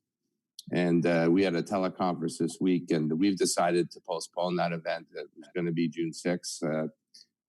So hopefully in the fall, I'll come back to you and say, hopefully it would be nice to do it during Legion Week, but as it is now, it's going to be postponed. And we've let Director Manhire know and Nick, because they've been such a great help to us in the past year. So stay tuned, but I thought I'd get that out there right now. Thanks, Councillor Brennan. It's something I always look for every year and some great recognition, but understanding the circumstances. Yeah. Any other announcements, inquiries? Yes, Councillor Dwyer. Thanks, Mayor Panko. I just have two. I feel like we can't let the opportunity go without saying happy 420. It is 420 today, and I don't think we have made that official. So happy 420. The only other thing that I do want to announce, and I'm sure he won't be thrilled to hear this, but I did want to give a big congratulations to one of our dear members of staff. His name's Nick Pilon. You probably know the name and recognize him, but he recently became a father for the first time. So great news. He and his partner are longtime residents of Smith Falls, and they're the type of new family blood that we need in town. So huge congratulations to Nick and his partner, who just welcomed a baby girl. Wonderful, thank you. Councillor Allen. Yeah, I just wanted to take a minute and remind people, or maybe even inform people that aren't aware of it, that our downtown stores, many of them, and many of our food and restaurants are offering pickup or delivery service door to door. And I know my family is certainly taking advantage of it. And so if you don't know, just check some of them. Facebook, I know a lot of them are advertising on Facebook, but there's also a list of them in their outlets. So take advantage of it. I hope that our businesses can survive this. And I think it's just one way we can gain by not having to make dinner some evening, and they can gain by selling their food to us and whatever else they're selling. So I just wanted to do that, and take care, everyone. Thank you. Thank you. You too. And I see Councilor McGuire has a thumbs up there. Okay, looking good. Okay, Councilor McKenna, you have our motion for adjournment. I do, Your Worship, but I wanted to just go piggyback on Councillor Allen's comment, if I could make a brief announcement. Just the garden market also has a delivery service. Speaking about great local businesses, they're doing a wonderful job. Danny Andrus and Juanita Andrus out at Andrus is an independent grocer, have been just a marvelous group to work with our grocery delivery. And we're working, everyone knows what we're doing. We're not trying to pick one store or another.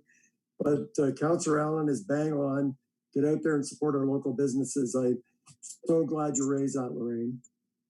Can I just add one other thing about Andrus? Some people may not know this, but from 7 to 8, you can shop if you're someone over 65, or if not in great condition. And I was there the other day, and there was hardly anyone in the store. So it's the kind of opportunity for people who would like to not have a lot of people around them. Take advantage of that. Thank you. They let you sneak in with the seniors? Oh yeah. Flattery will get you everywhere. That's right. Okay, Councilor McKenna, wrap this up so we can all go home. Well, you guys are home. So that this council adjourn is proceeding and stands so adjourned until the next duly called meeting of council. They didn't have the time. It's 8:06 p.m. Okay. You're a seconder on that? Yes, Councillor McGuire. Oh, okay. It's moved by Councillor McCann, second by Councillor McGuire. This council adjourns proceedings at 6:08 p.m. Stands so adjourned to the next, 8:06 p.m. Stands so adjourned to the next duly called meeting of council. All in favor? Thanks, everybody. Have a great evening. Take care, everybody. Don't forget Take care. Nice seeing you, Grace.